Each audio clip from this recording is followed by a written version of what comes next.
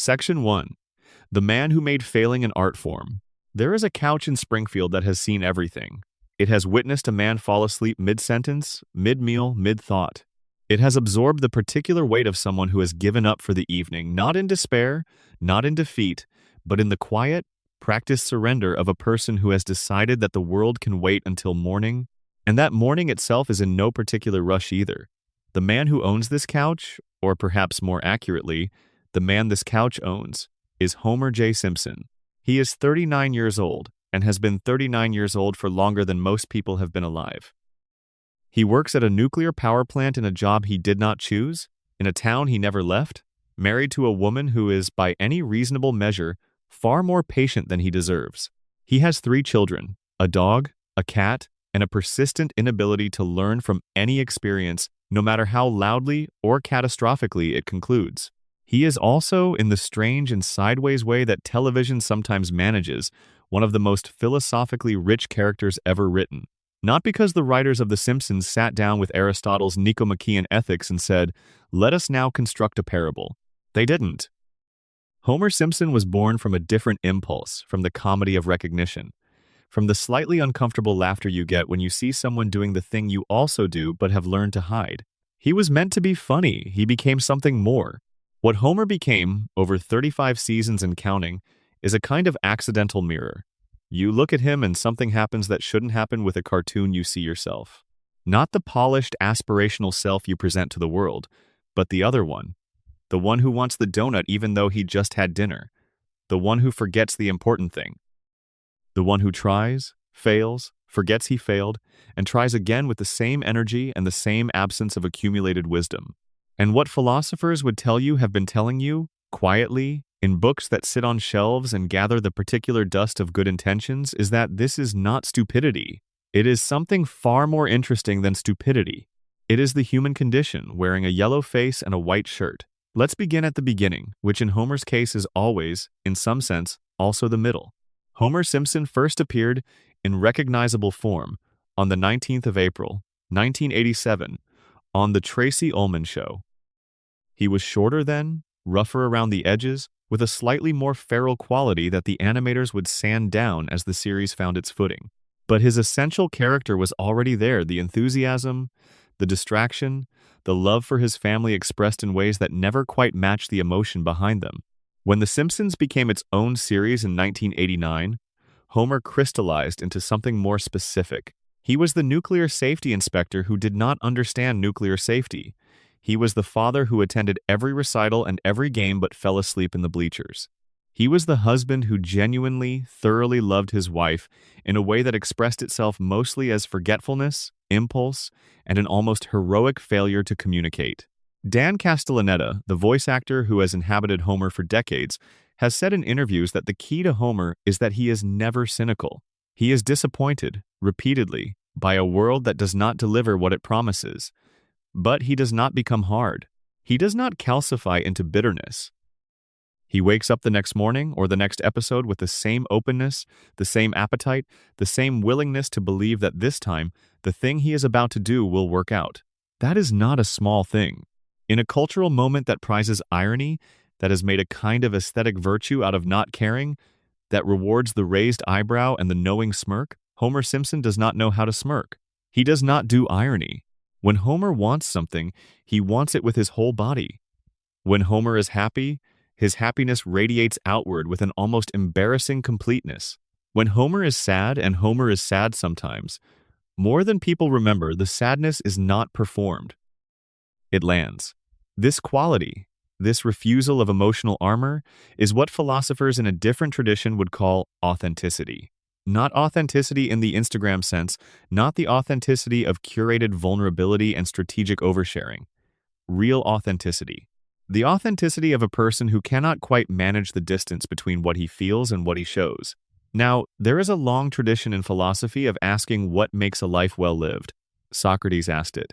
He asked it so persistently and so publicly in the Agora of Athens that the city eventually put him on trial for corrupting the youth and impiety, which tells you something both about Socrates and about cities.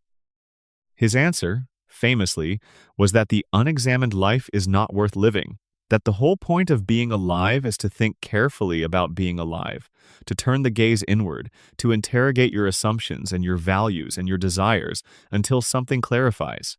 Homer Simpson has never examined his life, not for a sustained period. He has had moments, there are episodes, quiet ones, where Homer sits on the roof of his house and looks at the stars, or stands at the edge of something large and feels the weight of his own smallness, and something passes across his face that is not quite thought but is adjacent to it. But these moments do not accumulate. They do not lead anywhere. Homer does not take notes. And yet, there is a philosopher named Harry Frankfurt, not a household name, but important, who wrote an essay in 1971 called Freedom of the Will and the Concept of a Person. Frankfurt was interested in the question of what separates persons from other beings, and his answer was not intelligence or language or tool use. His answer was second-order desires. A first-order desire is wanting something. I want the donut. I want to sleep. I want to watch television. A second-order desire is a desire about a desire. I want to exercise. I want not to want the cigarette. I want to be the kind of person who wants to read more. Frankfurt's argument was that persons, as opposed to mere animals or simple automatons, are distinguished by their capacity to reflect on their first-order desires and either endorse them or wish they were different. The addict who genuinely wants to want sobriety is, in Frankfurt's sense, still a person engaged in the project of selfhood because they have second-order desires in conflict. Homer Simpson, viewed through this lens, is in an interesting position. Homer's first-order desires are, to put it gently, vivid. He wants the donut. He wants the beer. He wants to avoid work, to sleep longer, to watch the game, to eat the thing. These desires announce themselves to Homer with considerable force and receive his immediate, unquestioning cooperation. But, and this is where it gets interesting, Homer also has second-order desires. He wants to be a good father. He wants to be the kind of man Marge deserves. He wants, in some inarticulate and perpetually thwarted way, to be better than he is. The tragedy of Homer Simpson, in Frankfurt's framework, is not that he has no second-order desires. It is that his second-order desires lose, consistently and comprehensively, to his first-order ones. The philosophical term for this is akrasia. It comes from the Greek, and it means weakness of will, or more precisely, acting against one's better judgment. Aristotle devoted considerable space in his ethical writings to the problem of akrasia, because it presented a genuine puzzle. How can a person know that one action is better and still choose the worse one? Socrates thought it was impossible, that if you truly knew the good, you would do it, that all wrongdoing was ultimately a form of ignorance. Aristotle disagreed, and Homer Simpson is Aristotle's most thorough case study. Homer knows, in some region of his mind, that the donut is not good for him. He knows that the thing he is about to do will probably not end well. He knows that Marge will be disappointed, that his children are watching, that better options exist. He knows all of this, and then he does the thing anyway, with a sound that is somewhere between a groan of anticipation and an apology to himself that he's already forgiven himself for making. This is not a moral failure, exactly. Or rather, it is a moral failure that is so universal, so thoroughly human, that calling it a failure starts to feel like the wrong word. It starts to feel like a description. What the early seasons of The Simpsons understood, and what the best episodes have always understood, is that Homer's flaws are not separable from his virtues. They are the same things, seen from different angles. His impulsivity, the quality that makes him buy the RV on a whim, that makes him chase every scheme and enthusiasm that crosses his path, is also the quality that makes him the most enthusiastic audience member at his daughter's concert. His short memory, the quality that means he never learns from mistakes, that the same lessons wash over him like water over stone, is also the quality that means he carries no grudges, that he wakes up without the weight of accumulated bitterness, that he can look at a person who wronged him last week with the same openness he gave them the week before. The philosopher who comes to mind here is the Stoic Marcus Aurelius, who wrote in his Meditations about the discipline of perception, about training yourself to see things without the emotional coloring that habit and ego add to them. Marcus was writing as an emperor, as someone for whom the temptations of power and comfort were constant and enormous, and he was writing to remind himself to stay grounded, to see clearly, to not be swept away by the things the world offered. Homer achieves something like this, but backwards. Not through discipline, not through philosophical training, but through an almost constitutional inability to maintain the emotional coloring that most of us build up over a lifetime. He forgets the insult. He forgets the slight. He forgets the lesson, yes, but he also forgets the wound. There is a kind of freedom in that forgetting. A philosopher might argue it's not a genuine freedom, that true equanimity requires knowledge and choice and discipline rather than simple inability to retain. But then you watch Homer laugh the real laugh, the full-body thing that takes him over when something genuinely delights him, and you wonder if the distinction matters as much as the philosopher thinks. The show's creators have said, in various interviews and commentary tracks over the years, that the most important rule about Homer was established early. He must love his family, not as a performed value, not as a conclusion he's reasoned himself to, but as a gravitational fact about his personality. Everything else can be inconsistent. Homer can be selfish, short-sighted, lazy, reckless, but the love for Marge and Bart and Lisa and Maggie is load-bearing. Remove it and the character collapses. This is philosophically interesting because it suggests that character, in the deepest sense, is not primarily about behavior. It is about what we might call constitutive commitments, the things that define who you are at a level below choice, below habit, below the ordinary machinery of decision. Homer doesn't decide to love his family the way he decides to eat the donut. The love is prior to decision. It is what he is made of. The philosopher Charles Taylor wrote about this in Sources of the Self. His sprawling exploration of modern identity, Taylor argued that human beings are self-interpreting animals, that what makes us who we are is not just our biology or our history, but the frameworks of meaning through which we understand our own lives.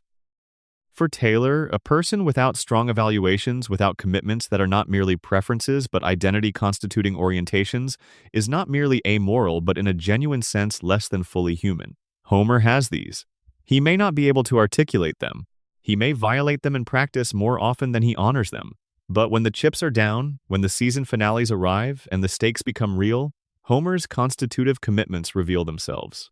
He walks into danger for his family. He gives things up. He shows up. Not always elegantly, not always successfully, but he shows up.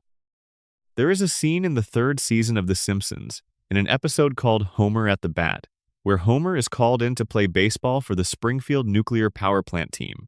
He's been playing all season with a homemade bat he calls Wonder Bat, and he has been, in his own imagination, a hero. And then the real players arrive, the famous ones, the professionals, and Homer's time on the field shrinks and shrinks until it almost disappears. In the final game, Homer is hit in the head by a pitched ball while standing in the batting box, unconscious, and his body's collapse brings home the winning run. He wins. He does not know he wins. He is unconscious. The episode plays this as comedy, the accidental hero, the man who succeeds by failing, the universe's strange indifference to intention. But if you watch it slowly, something else is there. Homer was there. He showed up. He stood in the box. Whatever the result, whatever the circumstances, he was present for the moment, even in the most literal sense of being unable to process it. That is something. In a philosophy class, you might call it a meditation on the relationship between agency and outcome, on whether the meaning of an action is determined by its intention or its result, on whether a life can be said to go well for the person living it when that person is, so often, the last to know. But in a quiet room at night, with the sounds of the world settling around you, it is enough to say, Homer was there. He tried. The result was not what anyone planned. Something happened anyway. We are going to spend a long time with Homer tonight. We are going to follow him through his desires and his pleasures, through his work and his theology, through his complicated and ongoing negotiation with the fact of death and the structure of the American dream. We are going to sit with him through his best moments and his worst ones, and we are going to ask, alongside some of the greatest thinkers in the Western tradition, what it all means. Not because Homer Simpson has the answers. He almost certainly does not have the answers. He probably doesn't have the questions. But there is a kind of wisdom that lives below questions, that operates without interrogation, that expresses itself not in well-formed propositions, but in patterns of behavior and stubborn, recurring love. There is a wisdom in showing up. There is a wisdom in the forgetting that makes showing up possible again.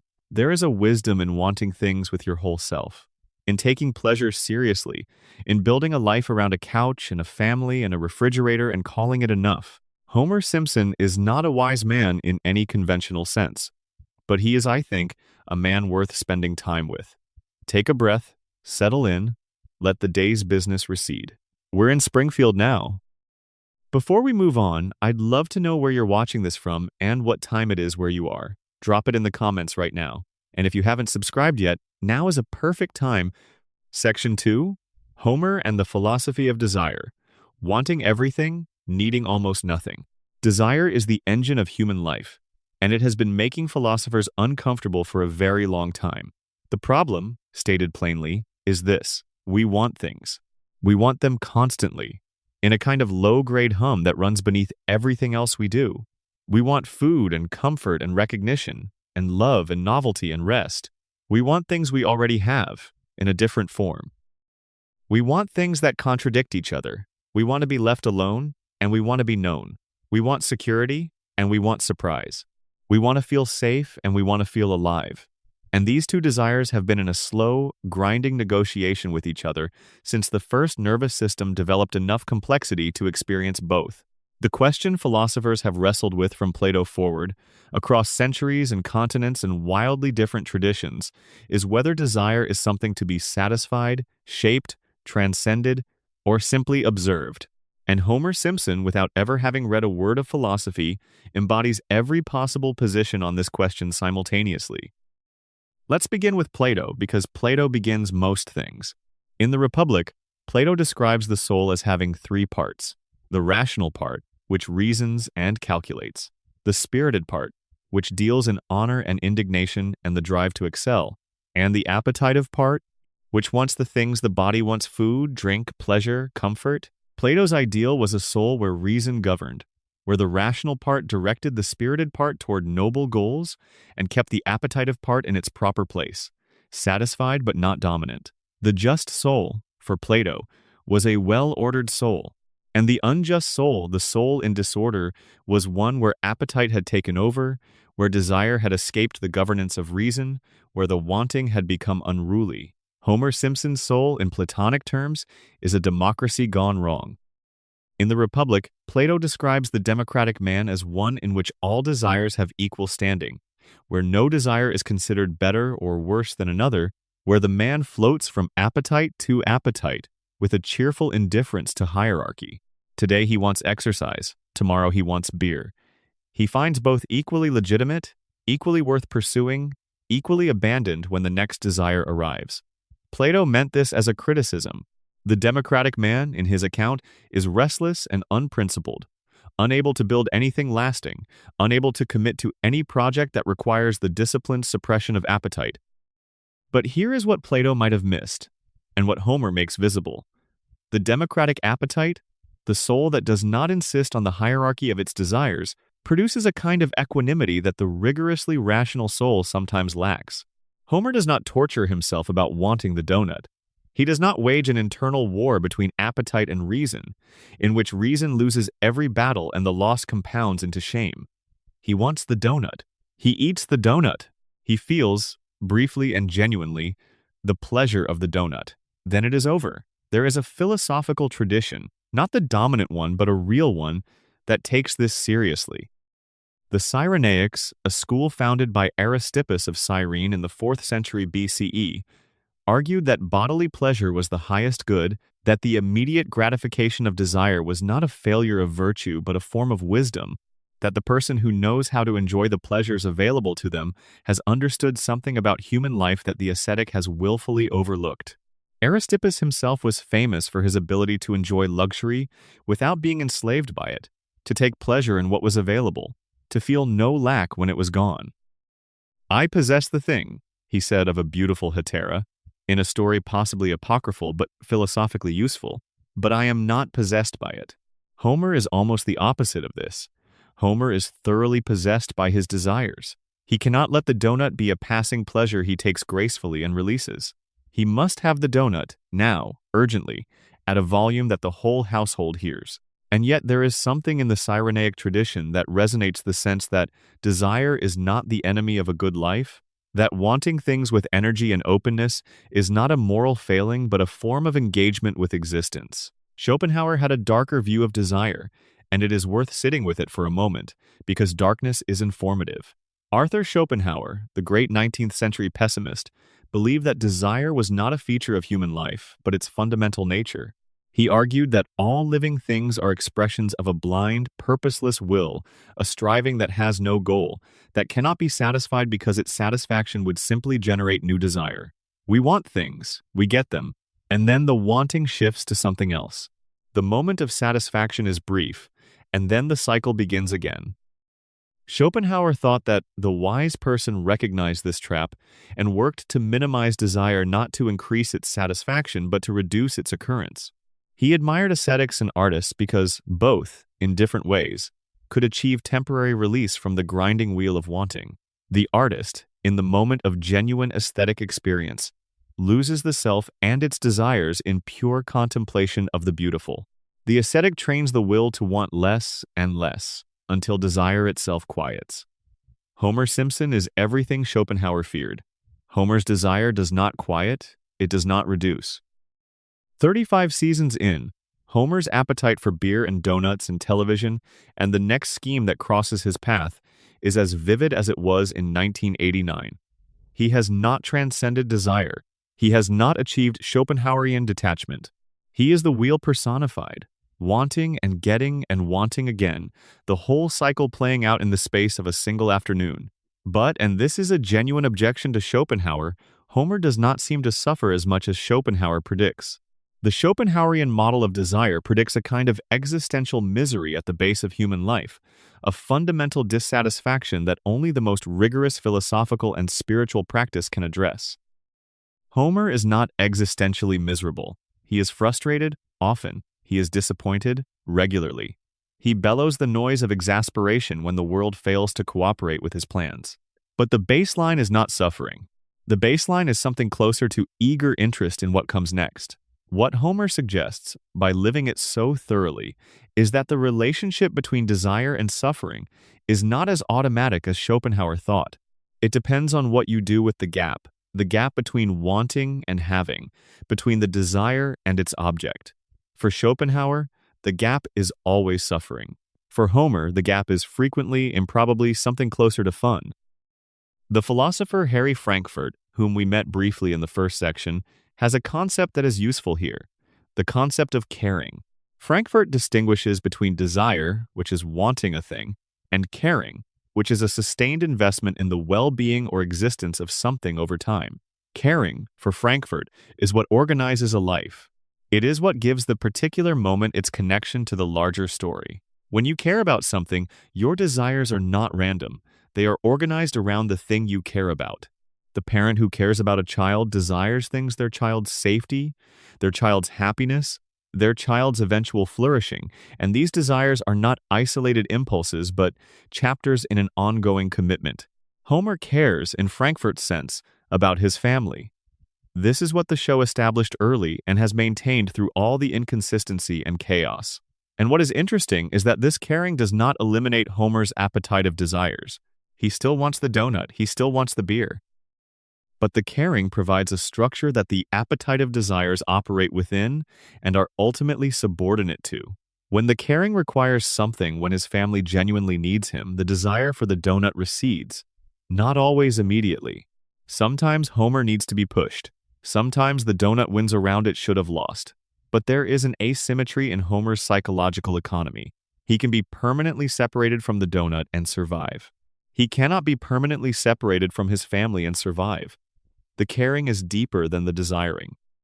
Frankfurt says that caring about something gives your life coherence, that it provides what he calls a final end, something that matters not as a means to something else, but as an end in itself. Without final ends, a life is just a sequence of satisfactions with no through line, no narrative, no self. Homer has a final end. It runs in the background, quieter than his desires, but more durable than any of them. There is a particular episode, Season 5, Homer Loves Flanders, that captures something important about Homer's relationship with desire and its frustration. In this episode, Ned Flanders wins a pair of tickets to a football game and, after Homer fails to win them at a charity fundraiser, invites Homer to join him. Homer, who despises Ned with a comprehensive contempt that has been running since the series premiere, reluctantly accepts. He has a wonderful time. He bonds with Ned. He discovers that Ned Flanders, the man he has resented for years, is genuinely good company. And then, for the rest of the episode, Homer's desire to be near Ned runs headlong into Ned's desire to have his life back. Homer will not stop wanting the friendship. He pursues it with the same single-minded intensity he brings to every desire, not understanding that desire alone cannot create what he's seeking, that the thing he wants, genuine reciprocal friendship, requires the other person to want it too. The episode ends with Ned finally expressing frustration, and Homer, rather than learning anything durable about the nature of friendship or the limits of desire, being distracted by something shiny and returning to his previous contempt for Ned within weeks. What this episode illustrates is the asymmetry between desire and its objects. Homer's desire is enormous, vivid, and real, but desire does not control what is outside the desiring person. The world has its own Struckenleitpolenz, its own set of requirements that desire alone cannot override. Simone de Beauvoir wrote about something like this in The Ethics of Ambiguity.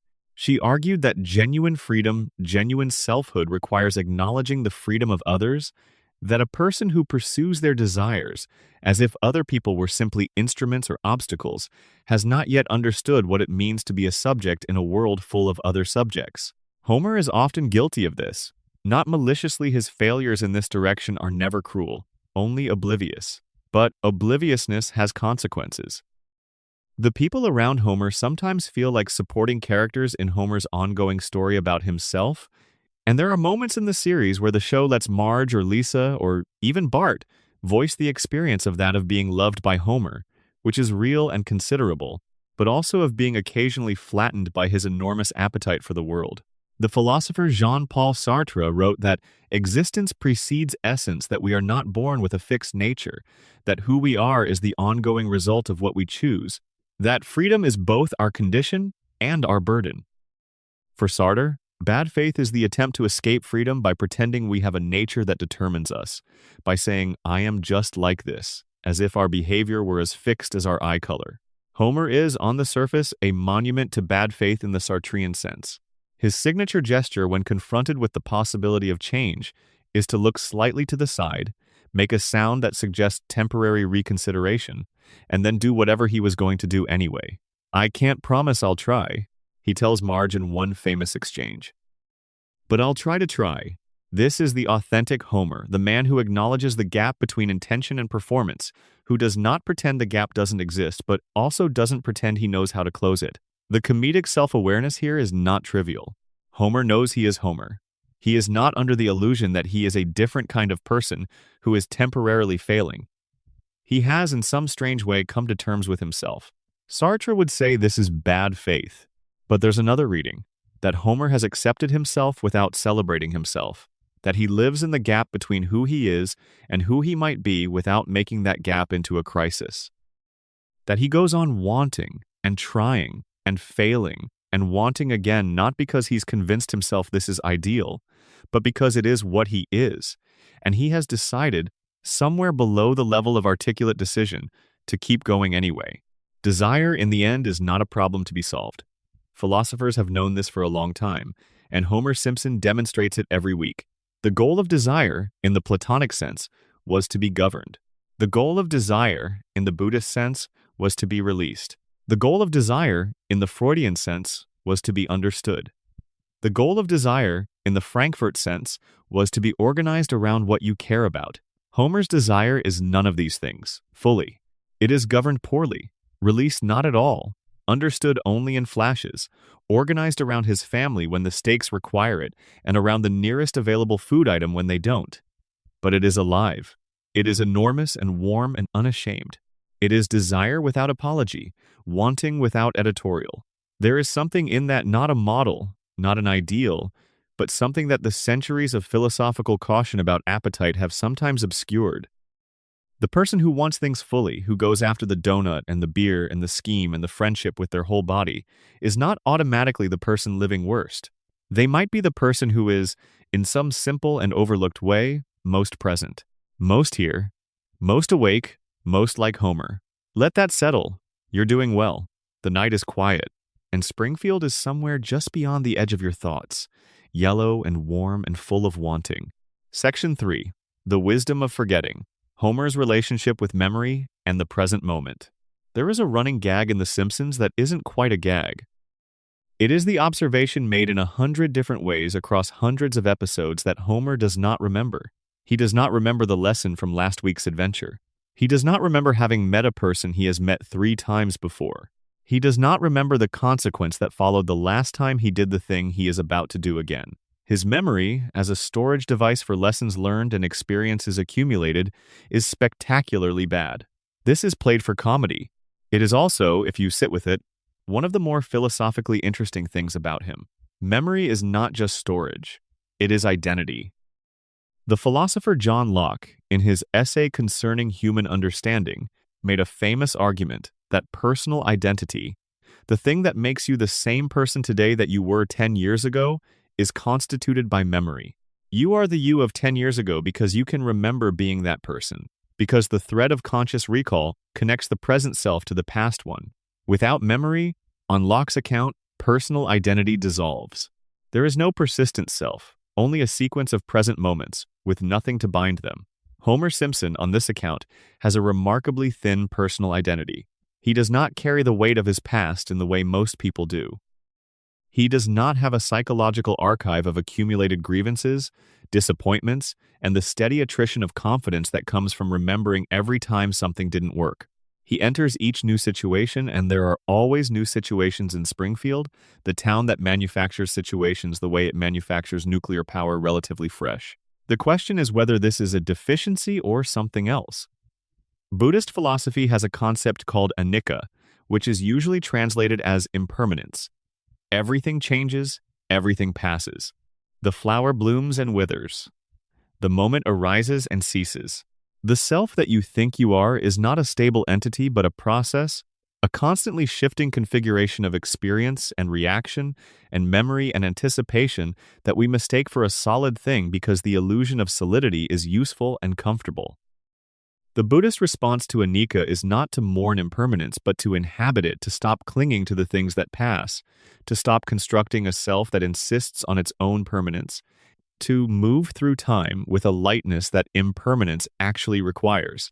The Zen teacher Shunryu Suzuki, in Zen Mind, Beginner's Mind, wrote that the goal of practice is to maintain a beginner's mind, an openness and lack of preconception that allows each moment to be encountered fresh, without the overlay of what you already think you know. Homer Simpson has beginner's mind by default. He cannot maintain the overlay of accumulated certainty because the overlay does not stick. He approaches the new neighbor, the new scheme, the new food he has never tried, with a genuine openness that is partly constitutional incapacity and partly, in its effects, something like the quality Buddhist teachers spend decades cultivating. He cannot be cynical about the next experience because he does not remember enough about the last one to build cynicism from. This is not the same as the Buddhist ideal. The Buddhist ideal involves clarity. The meditator who encounters each moment fresh does so with full awareness, with the ability to perceive clearly precisely because they are not filtering perception through habitual expectation. Homer encounters each moment fresh because the filter fell out, not because he dissolved it through practice. The mechanism is different, but the result, in moments, rhymes. Henri Bergson, the French philosopher who won the Nobel Prize in Literature in 1927, had a theory of memory that complicates the simple Lockean picture. Bergson distinguished between 2 kinds of memory. The first he called habit memory, the memory lodged in the body, in trained responses and automatic competencies. You remember how to ride a bicycle not by consciously recalling a particular learning session, but because the body has the pattern stored in its muscles and balance and reflexes. This kind of memory, Bergson argued, is not really memory at all in the interesting sense it is the body making its past into present function. The second kind he called pure memory, the recollection of specific past events, the conscious recall of what happened and when and with whom. This kind of memory is not functional in the same way. It is, in Bergson's view, almost an embarrassment of riches. the full richness of the past pressing in on the present, making it heavy with everything that came before.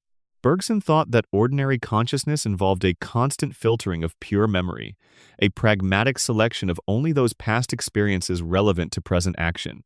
The past is always there, he argued. The entirety of what has happened to us is preserved in some form, but ordinary life requires us to suppress most of it, to focus attention on what is useful right now. Homer's filtering seems to work differently. His habit memories are intact, he can navigate the house in the dark, he knows the path to the plant, his body has absorbed the routines of 35 years of a particular domestic life. But his pure memory, the conscious recall of specific events and their lessons, is unusually permeable. Things pass through. What this means, in Bergsonian terms, is that Homer lives more fully in duration in the lived present, the flowing now, than most people do. He is not weighted down by the thick sediment of past grievance and past lesson that makes most adult consciousness a negotiation between now and then. He is in the moment in a way that is partly incapacity and partly something genuine. The poet and essayist Mary Oliver has a line that has been quoted so often it has become almost a cliché, though the clichédom doesn't diminish it. Tell me, what is it you plan to do with your one wild and precious life? It's a question that assumes you have a plan. Homer does not have a plan. But Oliver's poetry is also full of the value of attention, of simply paying attention to what is in front of you, the grasshopper eating sugar from your hand, the light on the water in August, the way the world is alive and particular, and offering itself up if you will only look. And Homer, for all his distractibility, for all the ways his attention slides away from what he's supposed to be attending to, has moments of extraordinary specific attention to the thing directly in front of him. He attends to his food with a focus that would be embarrassing if it weren't so complete. He attends to the television with a devotion that is its own kind of absorption. When something delights him, genuinely delights him, his whole face reorganizes around the delight, and in that moment he is entirely present to the thing delighting him. The philosopher Simone Weil wrote about attention as the purest form of love, that genuine attention to another person, or to any reality, is the capacity to stop imposing yourself on what you're attending to and to simply let it be what it is. This is harder than it sounds. Most attention is dressed-up projection, a way of confirming what we already believe by looking at the world through the lens of our existing ideas. Homer's attention is not particularly disciplined. He does not attend well to things that don't interest him. He is legendary for falling asleep at school events, at talks, at anything that doesn't immediately grab him. But when he attends, the attention is unusually clean. There is very little in Homer's attention that is about how this experience compares to past experiences, or what it means about him, or how it fits into his theory of the world. He just looks at the thing. He just eats the food. He just feels the feeling. The Buddhist teacher Thich Nhat Hanh writes about what he calls interbeing, the idea that nothing exists in isolation, that everything is constituted by its relationship to every other thing, that the flower contains the cloud and the rain and the soil and the sun and the hands that planted it. He writes about washing dishes with the suggestion that washing dishes is, if you pay attention to it, as rich as any other human experience, that the warm water and the soap and the weight of the plate are. Right now, the whole world. Homer has washed dishes, or rather, Homer has not washed dishes, which might be the more Homerish response to this teaching.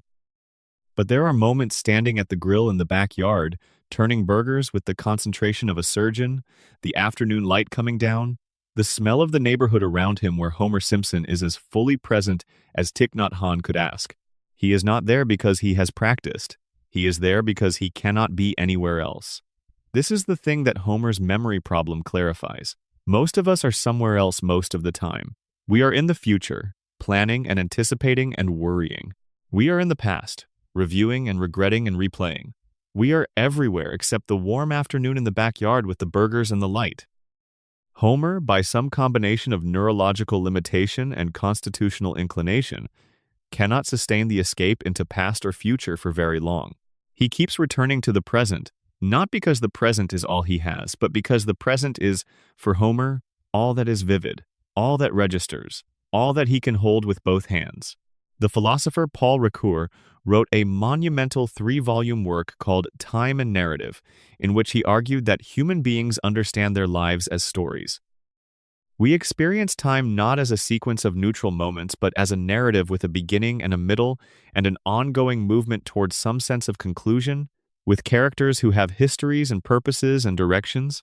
This narrative structure, Ricoeur argued, is not given to us by time itself. Time is indifferent, it moves, it passes, it does not organize itself into stories. We impose the story.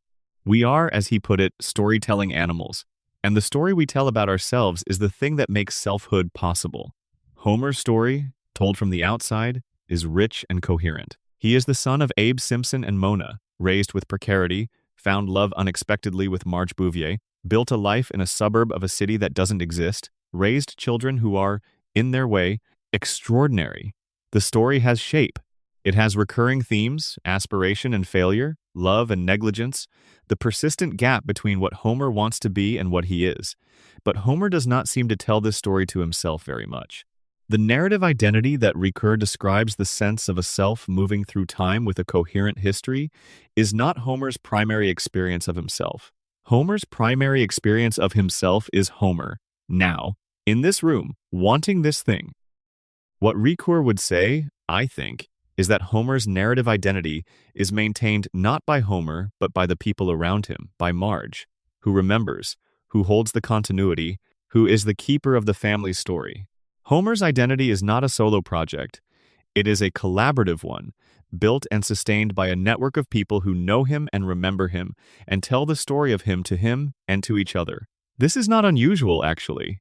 Most of us rely on others to fill in the gaps of our self-understanding, to remember what we've forgotten, to reflect back to us the version of ourselves we can't see. But in Homer's case, the reliance is unusually complete. He is, in a real sense, partly constituted by other people's memories of him. This makes Marge not just Homer's wife, but his external memory, and makes her patience not just a virtue, but, in a philosophical sense, an existential necessity.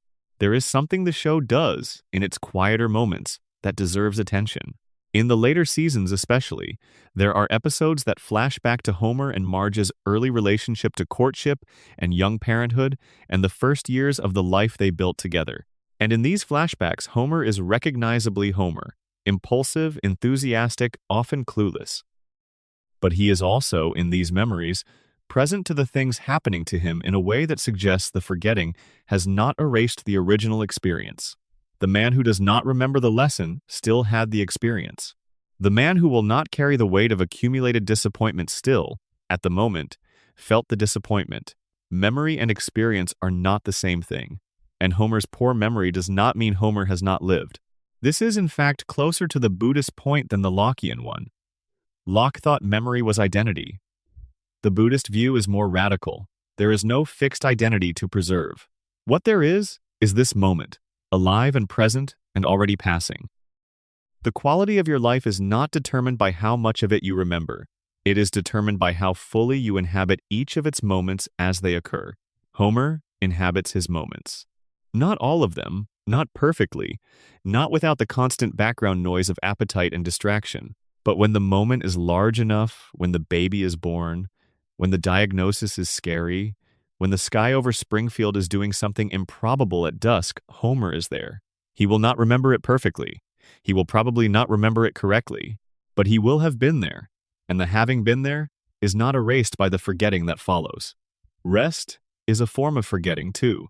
When you fall asleep, you let go of the continuous narrative of self.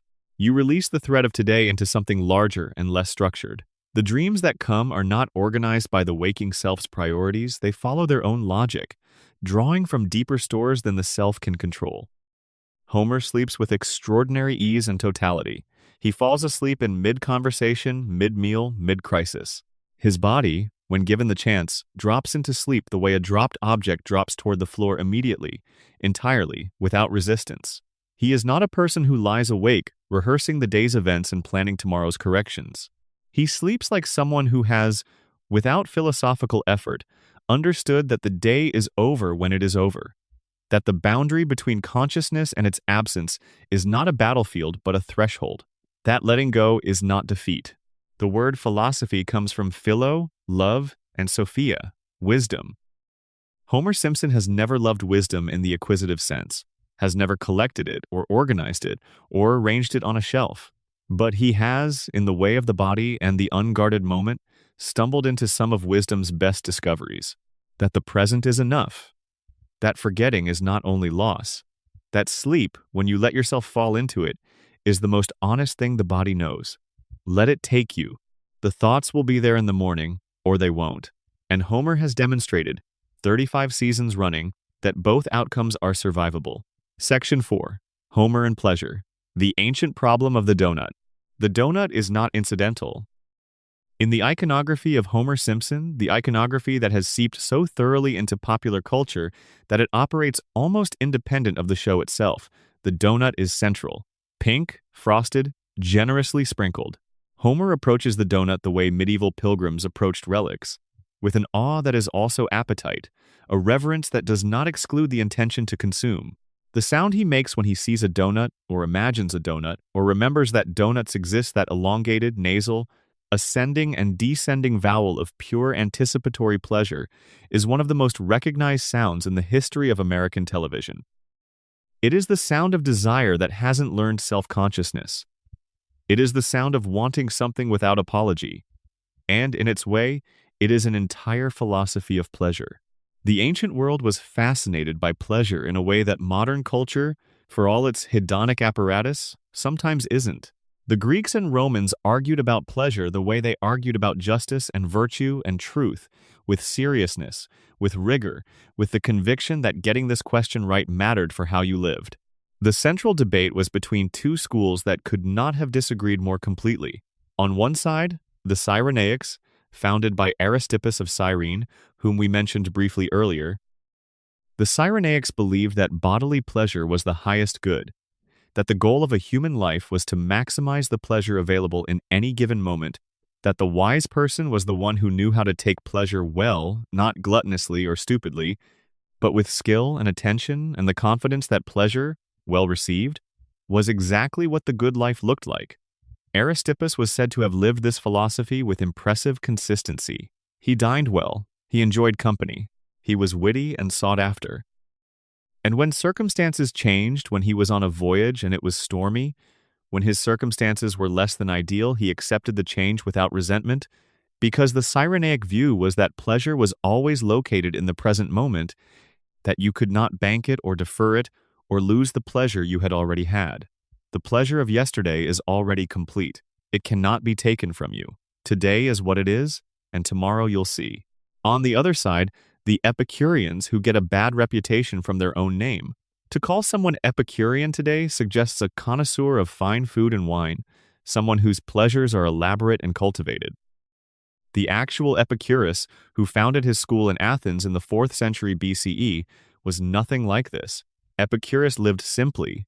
He ate bread and drank water and considered a small piece of cheese an exceptional treat. He believed in pleasure as the goal of life. But he had a very specific account of what that meant.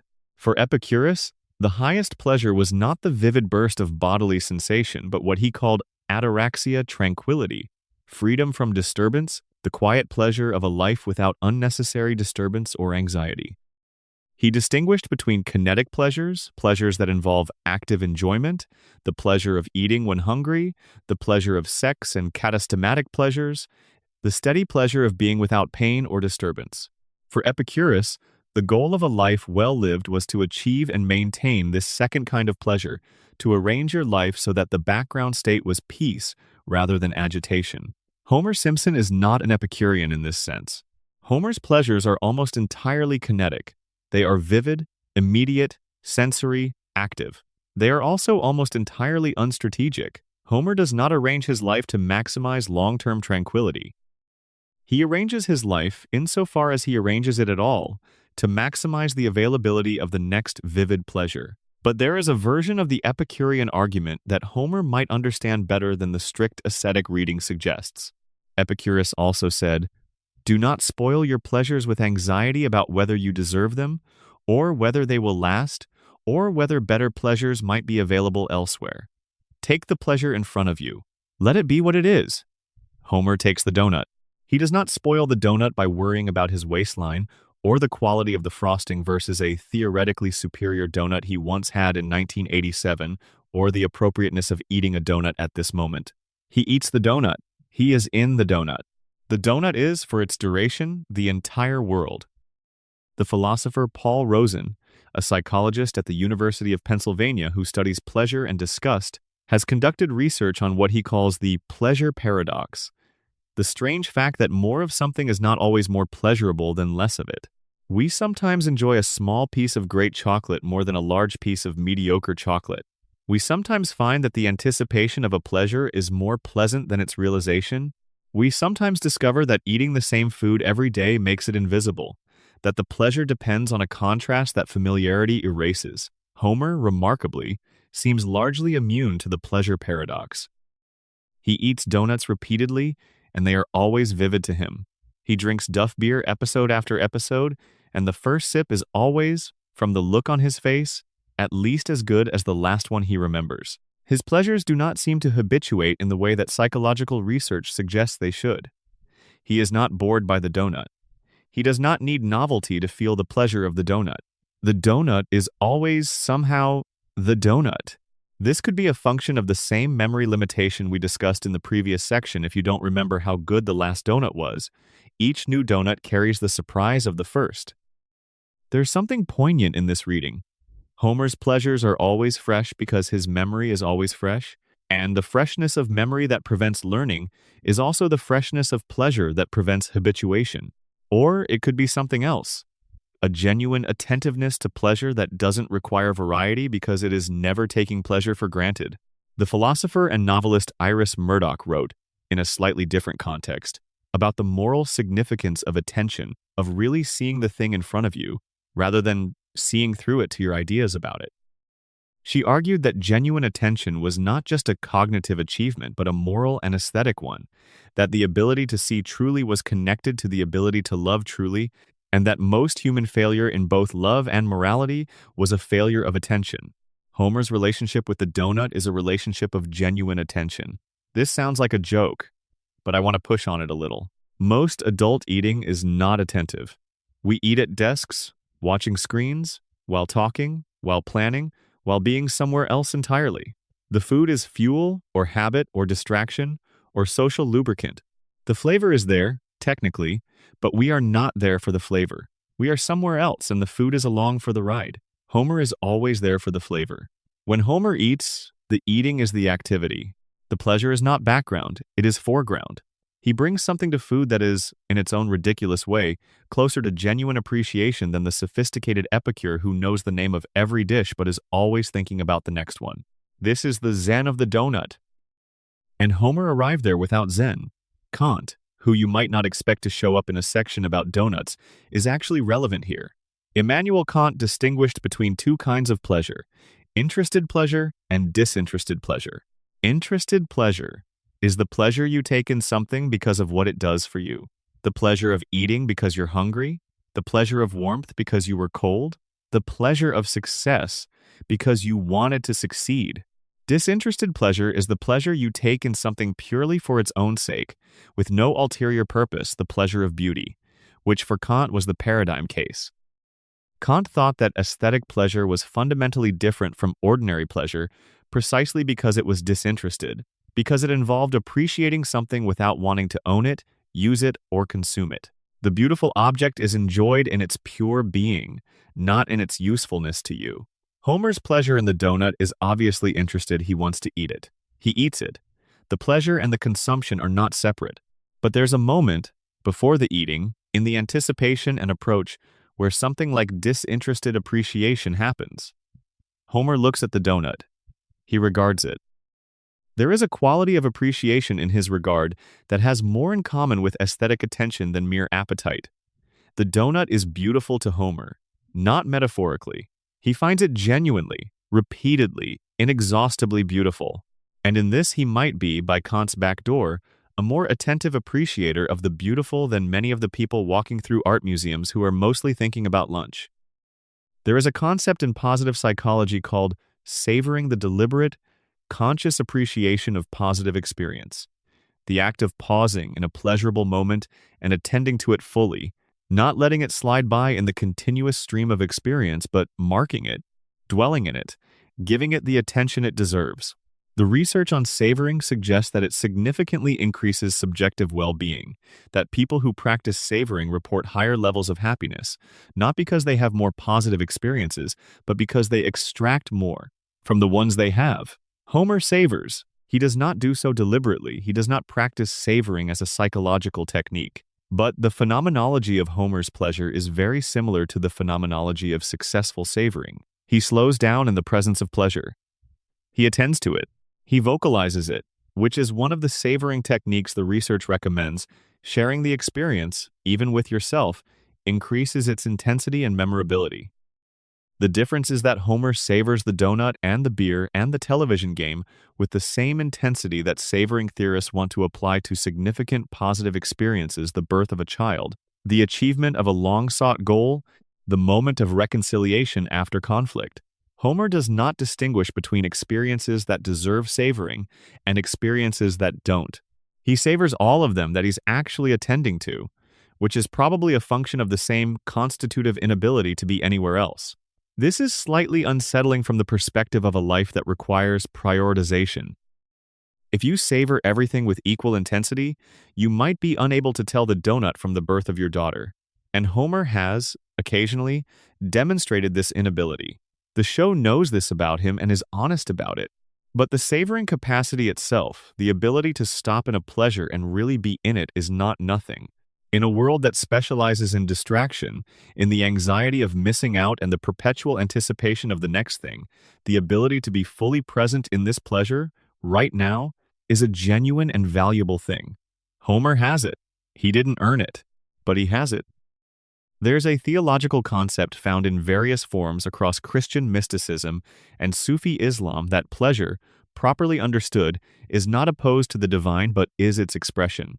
The capacity for pleasure is, in this view, a reflection of the divine capacity for creation and abundance.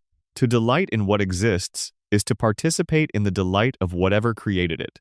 The medieval mystic Meister Eckhart, a German Dominican friar whose writing is sometimes almost incomprehensibly dense and sometimes startlingly clear, wrote about Gelassenheit, a word usually translated as releasement or letting go as the condition for receiving divine grace.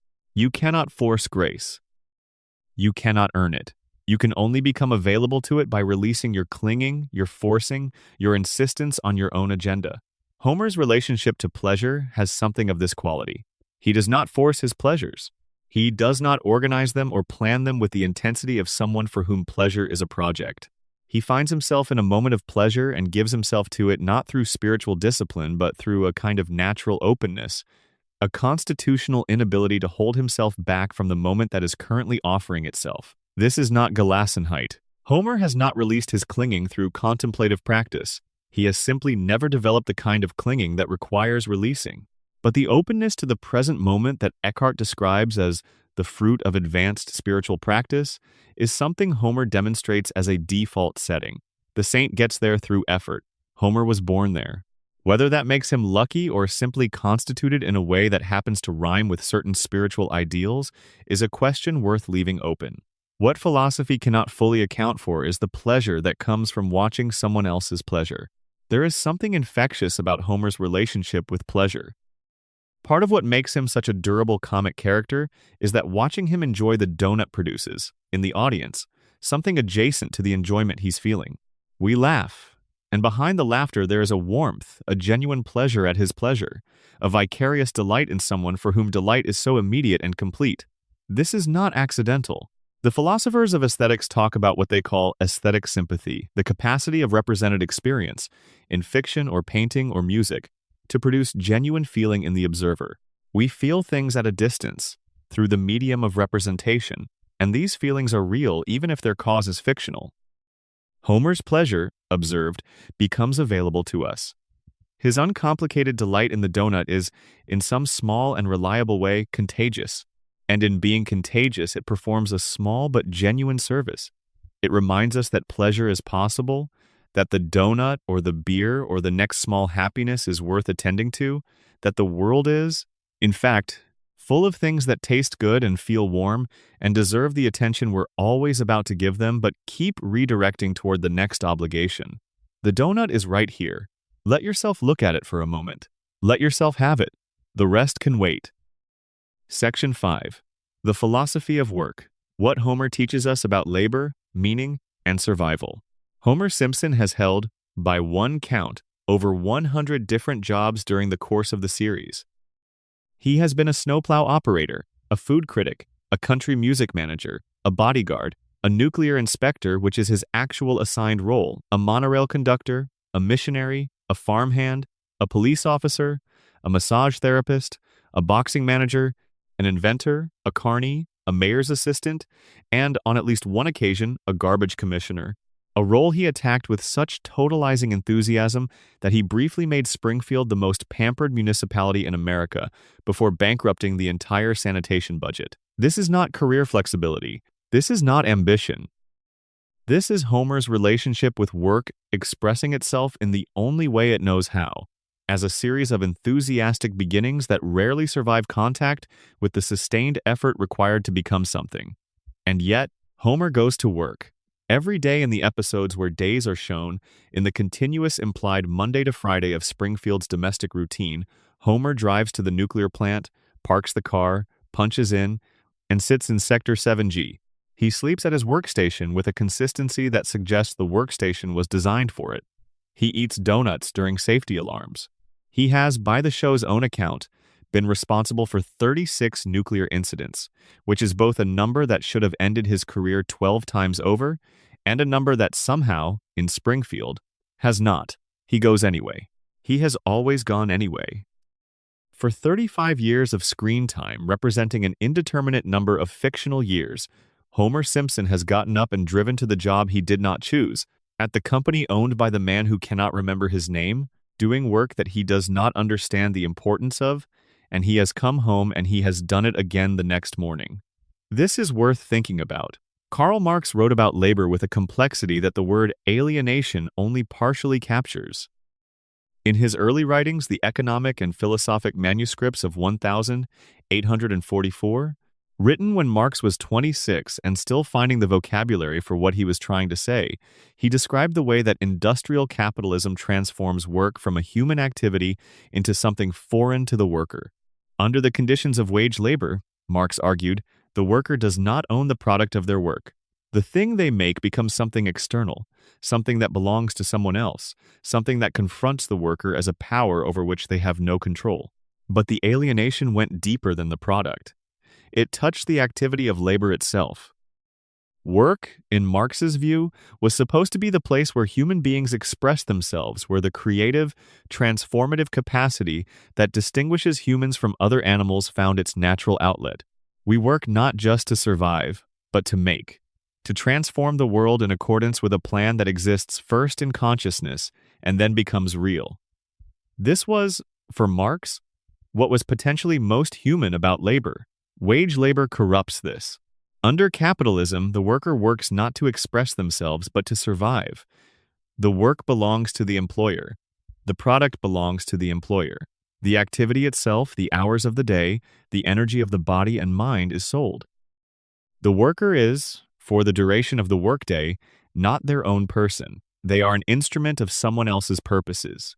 Homer Simpson is the most thoroughly Marxist character in American television without ever having heard of Marx. He works for Burns, who owns the plant, owns the output, owns the safety protocols Homer violates, and essentially owns the town. Homer's labor contributes to Burns's power and wealth in the most direct possible way. Homer understands none of this. He experiences his work not as alienation in the philosophical sense, but as tedium, as something to be endured and occasionally escaped, as a daily obstacle between getting up and getting back to the couch. But the show, in its better moments, is not entirely comfortable with this reading, because Homer, for all his incompetence, is doing something real at the plant.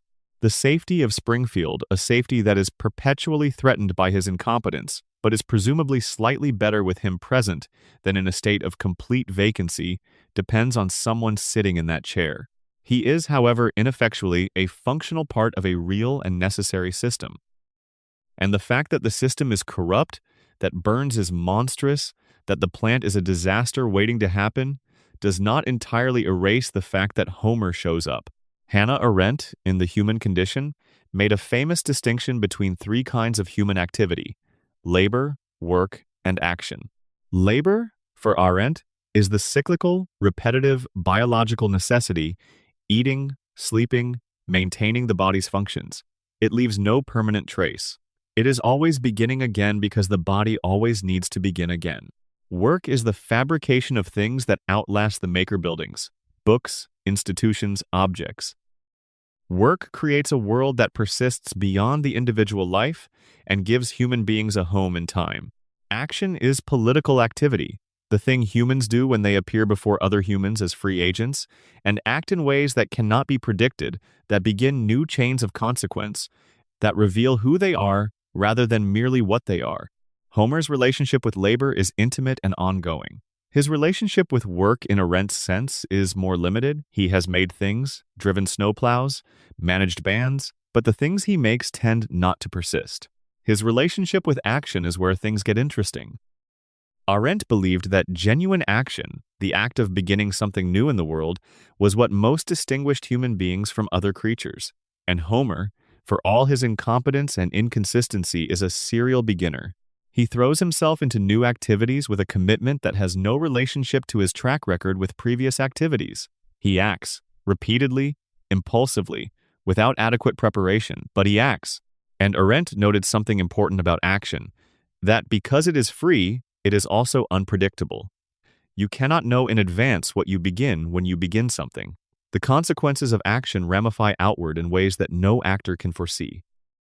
Homer's actions ramify outward in Springfield in ways that no one can predict, including Homer, and this unpredictability is not merely comic. It is, in Arendt's sense, the mark of a genuinely free being operating in a genuinely open world. Albert Camus wrote The Myth of Sisyphus in 1942 in occupied France, under conditions that gave the question of meaningless work something more than academic urgency. The myth of Sisyphus, you'll remember, involves a king condemned by the gods to roll a boulder up a hill for eternity, only to have it roll back down each time he reaches the top. It is the image of pointless, unending labor effort that produces nothing permanent, that is immediately undone, that begins again as soon as it ends. Camus took this myth and made it the key to his philosophy of the absurd. The absurd, for Camus, is the conflict between the human desire for meaning and clarity on one side and the world's indifference to that desire on the other. The world does not provide meaning. The universe does not explain itself. We ask for reasons and receive silence. The question, for Camus, was what to do with this. The nihilist says, nothing matters, therefore nothing is worth doing. The suicide says, life without meaning is not worth living. Camus said, neither of these. He said that the honest response to the absurd was not to escape it, but to live within it, to continue doing the thing that the universe renders meaningless while knowing it is meaningless, to find in that continued doing something that functions like freedom. One must imagine Sisyphus happy, Camus wrote, in what is possibly the most audacious sentence in the philosophical tradition. Not because Sisyphus has resolved his situation, not because he has found meaning in the boulder, but because he is fully conscious, fully present, fully his own, even at the bottom of the hill with the boulder already rolling back. The knowledge of his situation does not destroy him. He owns his fate rather than being owned by it. Homer pushes his boulder every morning. He drives to the plant that he does not understand, to the job he cannot really perform, for the boss who does not know his name, to make electricity for the town that is poisoned by the plant that makes the electricity. The loop is as complete and as absurd as Sisyphus's hill. And Homer, by some combination of not fully understanding his situation and genuinely not caring about it in the moments when he does understand it, manages something like Camus' contentment. He goes home. He is happy. The boulder will be there tomorrow. There is a school of thought associated most prominently with the philosopher Michael Polanyi about what he called tacit knowledge, the knowledge that is embedded in skilled practice, in the body and the hands, in the things we know how to do without being able to fully articulate how we know. Homer has tacit knowledge about the power plant. This is not obvious, given his conscious incompetence, but it is true. He has been in Sector 7G for decades. The rhythms of the plant, its sounds, its systems, its particular ways of going wrong have been absorbed by his body even if they have not been organized by his conscious mind. There are studies on expert operators of complex systems who cannot articulate their expertise, but whose bodies and intuitions respond correctly in emergencies even when their explicit reasoning fails. Homer is not a reliable safety inspector, but Homer is not a complete zero either.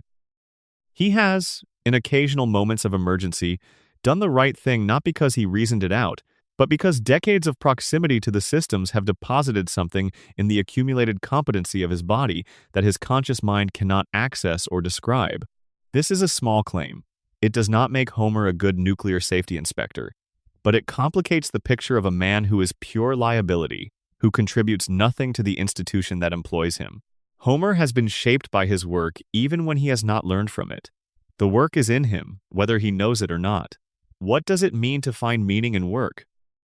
This is the question that positive psychology has been circling for the last 30 years, and the answer is more complicated than the question suggests. Some people find meaning through the content of their work, what they are making, who they are serving, how the work connects to something larger than themselves. Teachers often describe meaning in terms of the students they reach, doctors in terms of the patients they help, artists in terms of the work itself and its effect on its audience. Homer does not find meaning through the content of his work. He is not inspired by nuclear safety. He does not feel called to the power plant in the way a teacher feels called to the classroom. The content of his work is, to him, largely irrelevant, a background condition for the more important project of getting to lunch. But there is another kind of meaning in work, described by the philosopher and sociologist Richard Sennett in his book The Craftsman. Sennett argues that even routine, repetitive work can be a source of meaning when it is done with full attention, when the worker is fully present to what the hands are doing, when the standard of good work is internalized and attended to even in small ways. Sennett's craftsman is not Homer. Homer is not attending to the quality of his work, he is attending to the donut in his lap. But Sennett's deeper point that meaning in work is not exclusively available to people doing glamorous or significant things, that it is available in any work done with genuine presence, is a point that Homer occasionally, accidentally, embodies. In the episodes where Homer is genuinely engaged with what he's doing, where the current task has captured his attention, he does it with a completeness that has its own integrity. The snowplow episode, the grill in the backyard, the barbershop quartet. Homer doing the thing he is doing, when he is doing it with full attention, has a quality that is its own reward, not because the task is important, but because he is fully there. The philosopher Simone Weil, who was one of the 20th century's most unusual minds, a French philosopher and mystic who worked in factories during the 1930s to understand the experience of industrial labor from the inside, wrote about what she called attention as the basis of justice and love. She had worked in the Renault factory, doing repetitive assembly work, and she wrote about the experience with a clarity that is still striking. Weil found that the conditions of factory work were designed, in their monotony and their physical demand, to prevent genuine attention. The worker was required to be present in body while absent in mind, to perform movements without engaging with them, to be there without being there. And she thought this was a form of violence, that the destruction of attention was the destruction of something essential in a human being. Homer's work at the plant is, in Weil's sense, attention-destroying. The routine is designed to be performed without thought. The systems are designed to be monitored without engagement. Homer's sleep at his workstation is not a personal failure so much as the logical conclusion of a kind of work that has evacuated the conditions for genuine attention. And this makes his pleasures, which are so vivid, so attended to, so genuinely engaged, something like a necessary correction. The part of Homer that the work does not get to, that the plant cannot reach, comes home in the evening and gives itself fully to the beer and the television and the family. It is not sophisticated. It is not reflective. But it is alive. The attention that the plant cannot have goes somewhere. It goes home with Homer. It goes to the couch and the refrigerator and the backyard grill, and it is improbably, stubbornly, in the face of everything the work did to deny it, still there. Work is what most of us spend most of our waking lives doing. This is one of the stranger facts about human existence, that the activity to which we devote more time and energy than any other is, for most people, not the activity around which we organize our sense of self and meaning.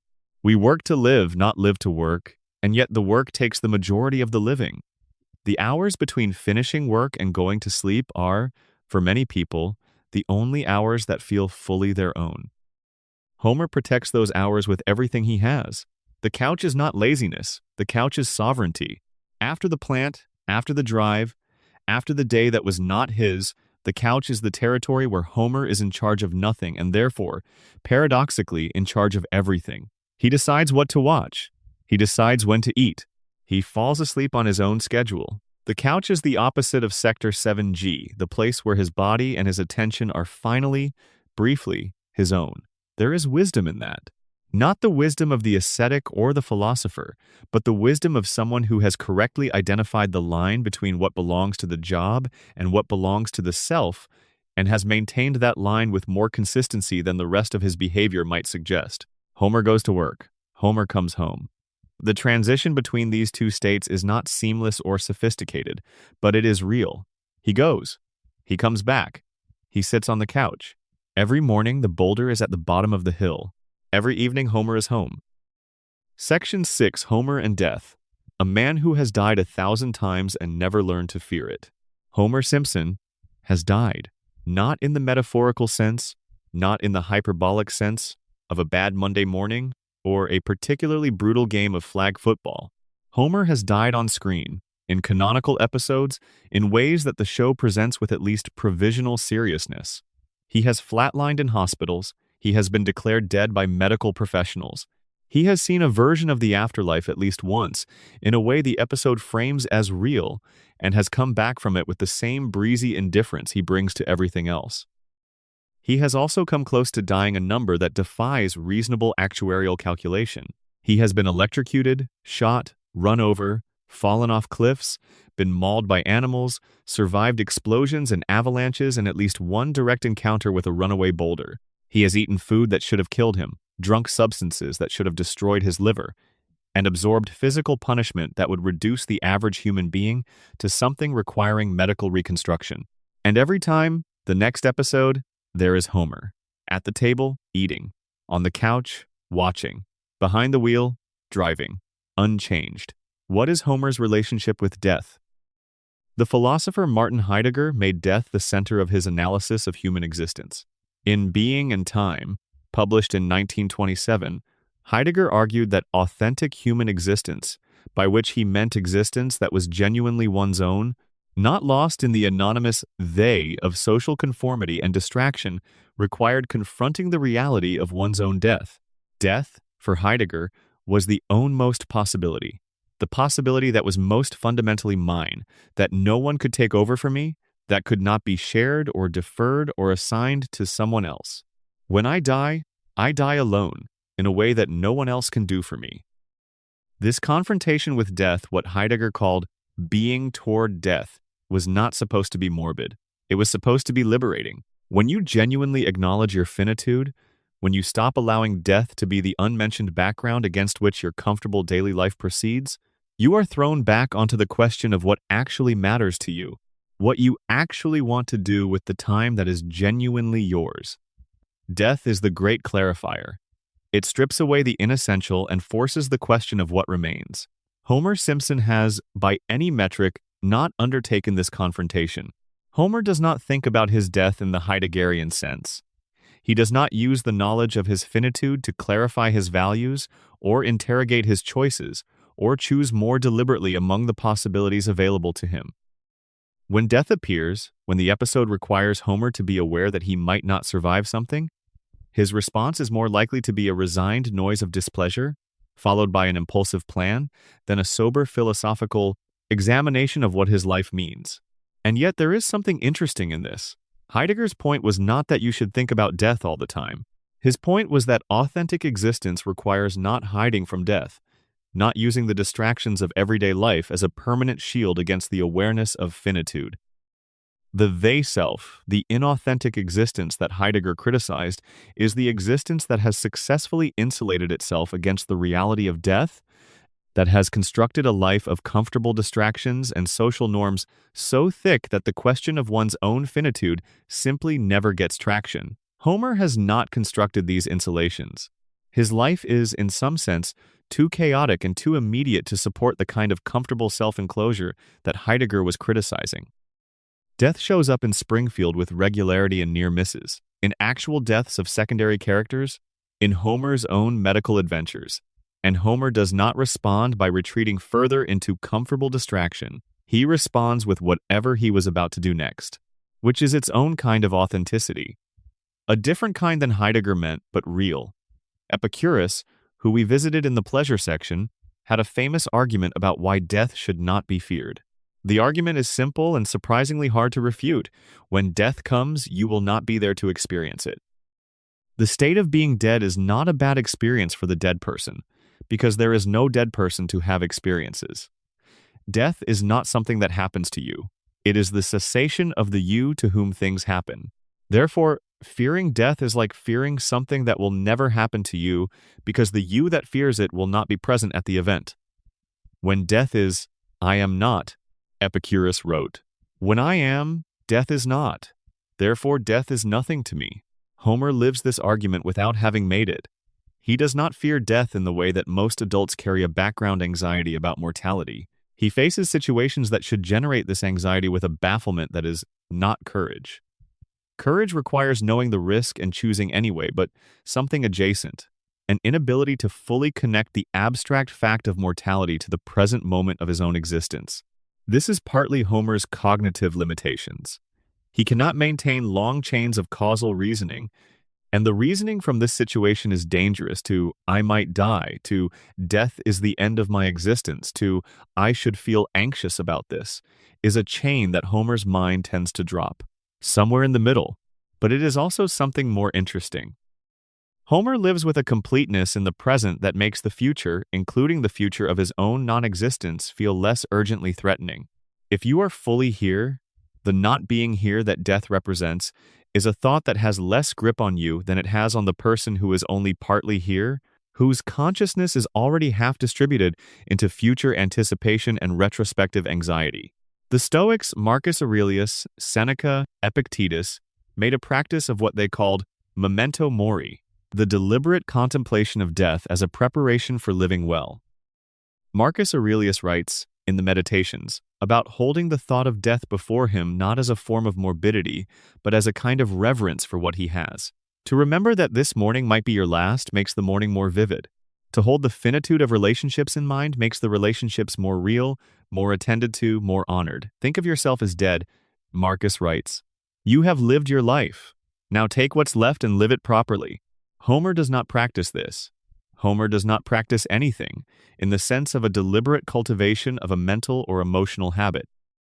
But the effect of Marcus's practice, the increased vividness of the present, the refusal to take the present for granted, is something Homer's constitution delivers by other means.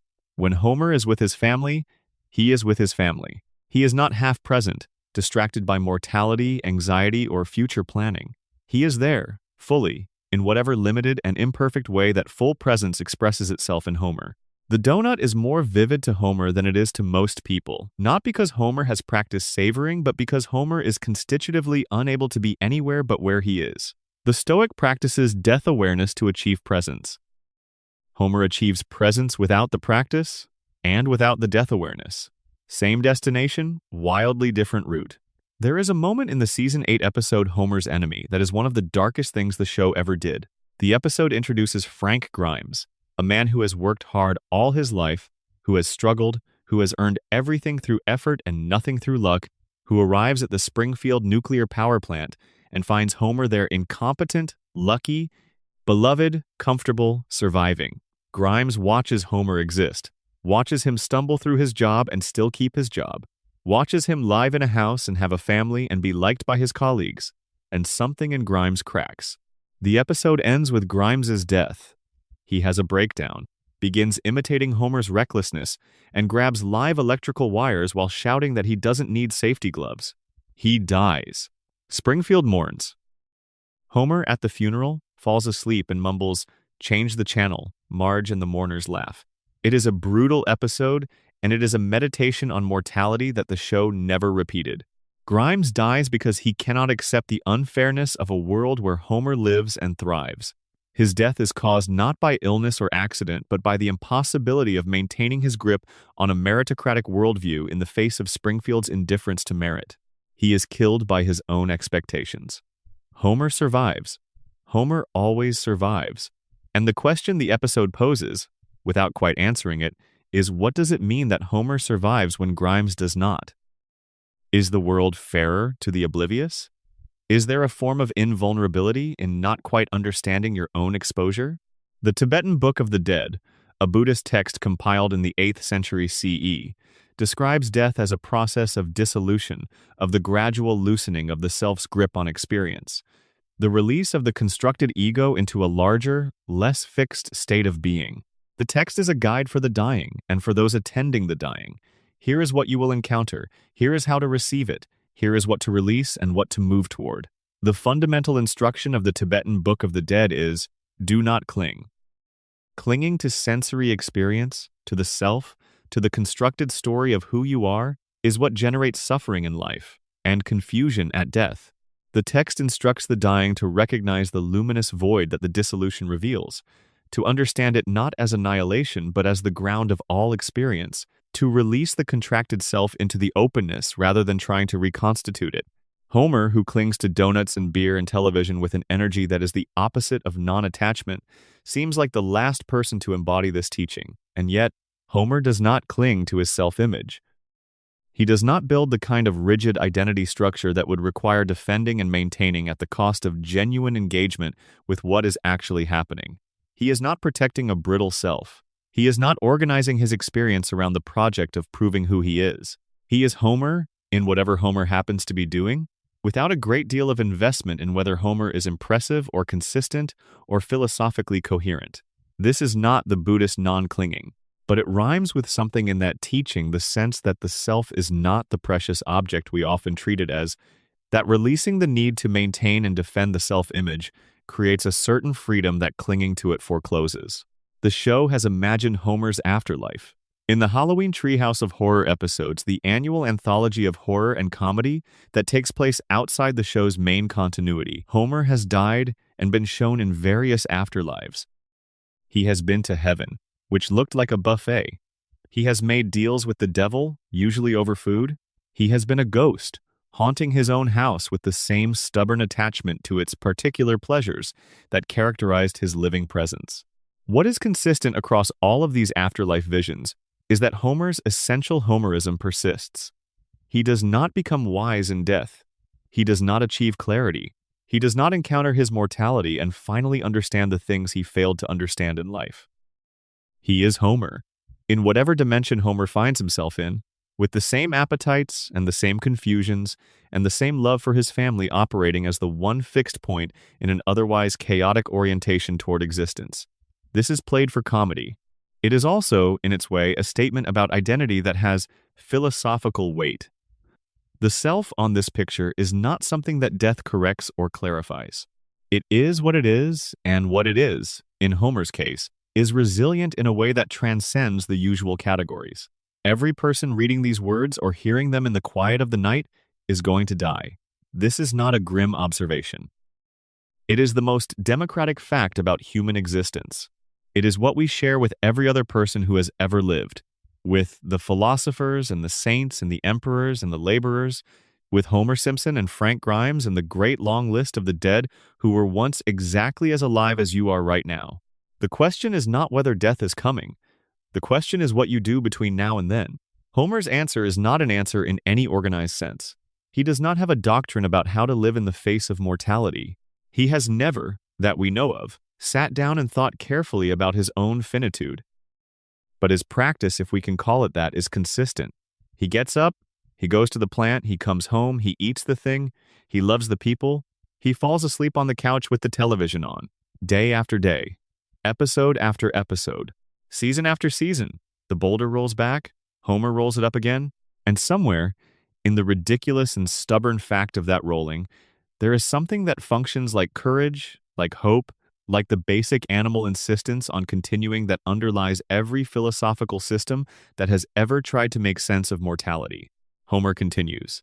In the end, This might be enough. Section 7, Homer and Family.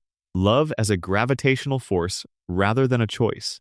There is a gravitational pull at the center of The Simpsons, and it does not come from the plot. It comes from the house at 742 Evergreen Terrace. From the particular arrangement of people in that house, the large one on the couch, the patient one in the kitchen, the troublemaker in his room, the questioner in hers, the silent one in the high chair, and from the invisible structure of feeling that connects them to each other. The show has done many things across its long run. It has been satire, science fiction, musical comedy, thriller, documentary parody, horror pastiche, and straightforward slapstick. But in all its genres and adventures and guest appearances and treehouse of horror episodes, the house at 742 Evergreen Terrace remains the gravitational center. Every episode returns to it. Every story ends there. This is because the show understood, before the audience could have articulated it, that the family is not a topic Homer's story is about. The family is what Homer's story is made of. Aristotle, in the Nicomachean Ethics, described 3 kinds of friendship. Friendship based on utility, where people are useful to each other. Friendship based on pleasure, where people enjoy each other's company. And friendship based on virtue, where people are drawn to each other because of who they actually are, because of the goodness in each other's character, and where the friendship is an end in itself rather than a means to something else. Aristotle thought the third kind was rare and precious, and the foundation of the best human life. He called it philia, the Greek word for friendship that covers a wider range than the English word, including the love between family members, the bond between citizens, the fundamental orientation of goodwill toward another person that underlies all of these. Homer's relationships with his family members are not, by Aristotle's strict account, primarily friendships of virtue. They are not based on a shared appreciation of each other's excellent characters. Homer's character is not particularly excellent, and his appreciation of other people's characters is limited by his ability to attend to them for more than a few minutes at a time. They contain elements of utility and pleasure, certainly. But what they have, which Aristotle's analysis tends to underweight, is something more like what we might call constitutive love, love that does not arise from assessment, that did not begin as a judgment about virtue or utility, that exists prior to evaluation. Homer did not decide to love Marge. Homer did not assess Marge's qualities and determine she was lovable. The love came first, or as close to first as love can come. And the evaluations, when they happen inside a relationship that already exists, rather than generating the relationship from scratch. The philosopher Harry Frankfurt, in a collection of essays called The Reasons of Love, made an argument that runs against the grain of much philosophical thinking about love. Most philosophical accounts of love try to explain it in terms of reasons you love a person because of their qualities, their beauty, their intelligence, their kindness. Love, on this view, is a response to value. You perceive the valuable qualities in the person and you love them because of those qualities. Frankfurt disagreed. He argued that love is not a response to antecedently identified value. Love creates value rather than merely recognizing it. When you love someone, you come to care about them and their well-being as final ends, not as means to something else, not because they deserve your care, but simply because you love them, and loving them means caring about what happens to them. The reasons come after. They are rationalizations of a relationship that pre-exists them. More strikingly, Frankfurt argued that love involves a kind of volitional necessity. The person you love is not someone you could simply decide to stop loving if the reasons ran out. The love is not optional in the way a preference is optional. You are bound to the person you love in a way that is prior to choice. And this binding is not a limitation of your freedom, but a constitutive feature of who you are. The parent who cannot stop loving their child is not less free than a parent who could. They are, in Frankfurt's sense, fully themselves. Homer's love for his family is exactly this kind of love. It is not conditional on their behavior. Lisa's periodic disapproval of Homer's life choices does not erode his love for her. Bart's delinquency does not reduce Homer's love for Bart. It frustrates him, certainly, produces the strangling gestures, the bellowed complaints, but the love underneath is not touched. Marge's exasperation with Homer, the accumulated weight of 35 seasons of Homer-related difficulties, does not eliminate the love that is the baseline of their relationship. The love is prior to all of it. It is what the show established as the non-negotiable term under which all the comedy operates. Marge Simpson deserves her own philosophical treatment, and she will receive a more thorough one in a later section. But here, in the context of family love, something must be said about her. Marge is patient in a way that the show sometimes treats as a character trait, and sometimes, in its better moments, treats as a philosophical commitment. She is patient not because she does not see Homer's flaws. She sees them with complete clarity, which is part of what makes her patience remarkable, but because she has decided that the love is more fundamental than the frustrations, that the person Homer is underneath and between, and despite his failings, is worth staying for. This is not self-abnegation. Marge has left Homer, or come close to leaving Homer, in several episodes. She is not unconditionally tolerant. She has standards, and she enforces them, imperfectly, in the way that everyone enforces standards in a long marriage that is more complicated than any standard can fully capture. But her fundamental orientation toward Homer is one of love that has survived the information that should have eroded it. The philosopher Iris Murdoch wrote about love as a form of attention, the capacity to see another person truly, without the distorting effects of your own ego and needs and projections. She thought that love, at its best, was the opposite of fantasy, not the elevation of another person into an ideal, but the willingness to see them as they actually are, in their particularity and limitation, and to go on caring about them anyway. Marge loves Homer in something like this sense. She does not have illusions about him. She has information about him, 35 seasons of information, the most complete profile of Homer J. Simpson that exists in Springfield, and she loves him with that information fully present. This is rarer and more difficult than loving someone whose faults you don't yet know. The relationship between Homer and Bart is one of the stranger father-son dynamics in popular culture. On the surface, it is simple. The exasperated father and the delinquent son, the straightforward comedy of the child who will not behave, and the parent who cannot contain him. Homer's manual response to Bart's provocations, the hands around the neck, the "why you little," is one of the show's most reliable running gags. But underneath this, something more interesting is happening. Homer and Bart are, in certain fundamental ways, the same person. They are both impulsive, they are both easily bored, they are both drawn to schemes and enthusiasms that outpace their ability to execute them. They are both capable of extraordinary loyalty to people they love, and extraordinary thoughtlessness toward everyone else. When they are aligned in the episodes where a shared project or a shared danger brings them together, they have a chemistry that the show has returned to repeatedly because it is genuinely warm and genuinely funny in a way that transcends the strangling gag. The philosopher Emmanuel Levinas wrote about what he called the face of the other, the way another person's face confronts you with an irreducible demand, the demand of responsibility. To truly see another person's face, in Levinas's account, is to be claimed by them, to be pulled out of the comfortable solipsism of your own consciousness into a relationship of care that precedes any contract or calculation. Homer sees Bart's face, and the claim it makes on him is complicated by the fact that the face looks very much like his own. The love Homer has for Bart has an element of recognition that the love for Marge or Lisa does not a sense in which Bart is Homer as Homer once was, or might have been, or still is in certain moods. This recognition does not simplify the love, it complicates it, but it also makes it in certain moments achingly specific. Lisa is Homer's most intellectually challenging relationship. She is, by every measure the show can deploy, smarter than him. She plays the saxophone with genuine talent. She is a vegetarian, an environmental activist, a Buddhist, a feminist she represents, in her 8-year-old person, a set of values that are adjacent to Homer's in origin. She is his daughter, she lives in his house. She has been shaped by his love, and often opposed to his in practice. She disapproves of his food choices, his job, his politics, his general approach to the planet. Homer's relationship with Lisa is the show's most sustained exploration of what love looks like across genuine difference. He does not understand her positions. He does not agree with her politics. He falls asleep at her recitals, or rather, he often starts them asleep and wakes up with genuine delight when the music gets going. But what the show has established, through dozens of episodes that place Homer and Lisa in the same emotional space, is that Homer's love for Lisa is not contingent on her being like him.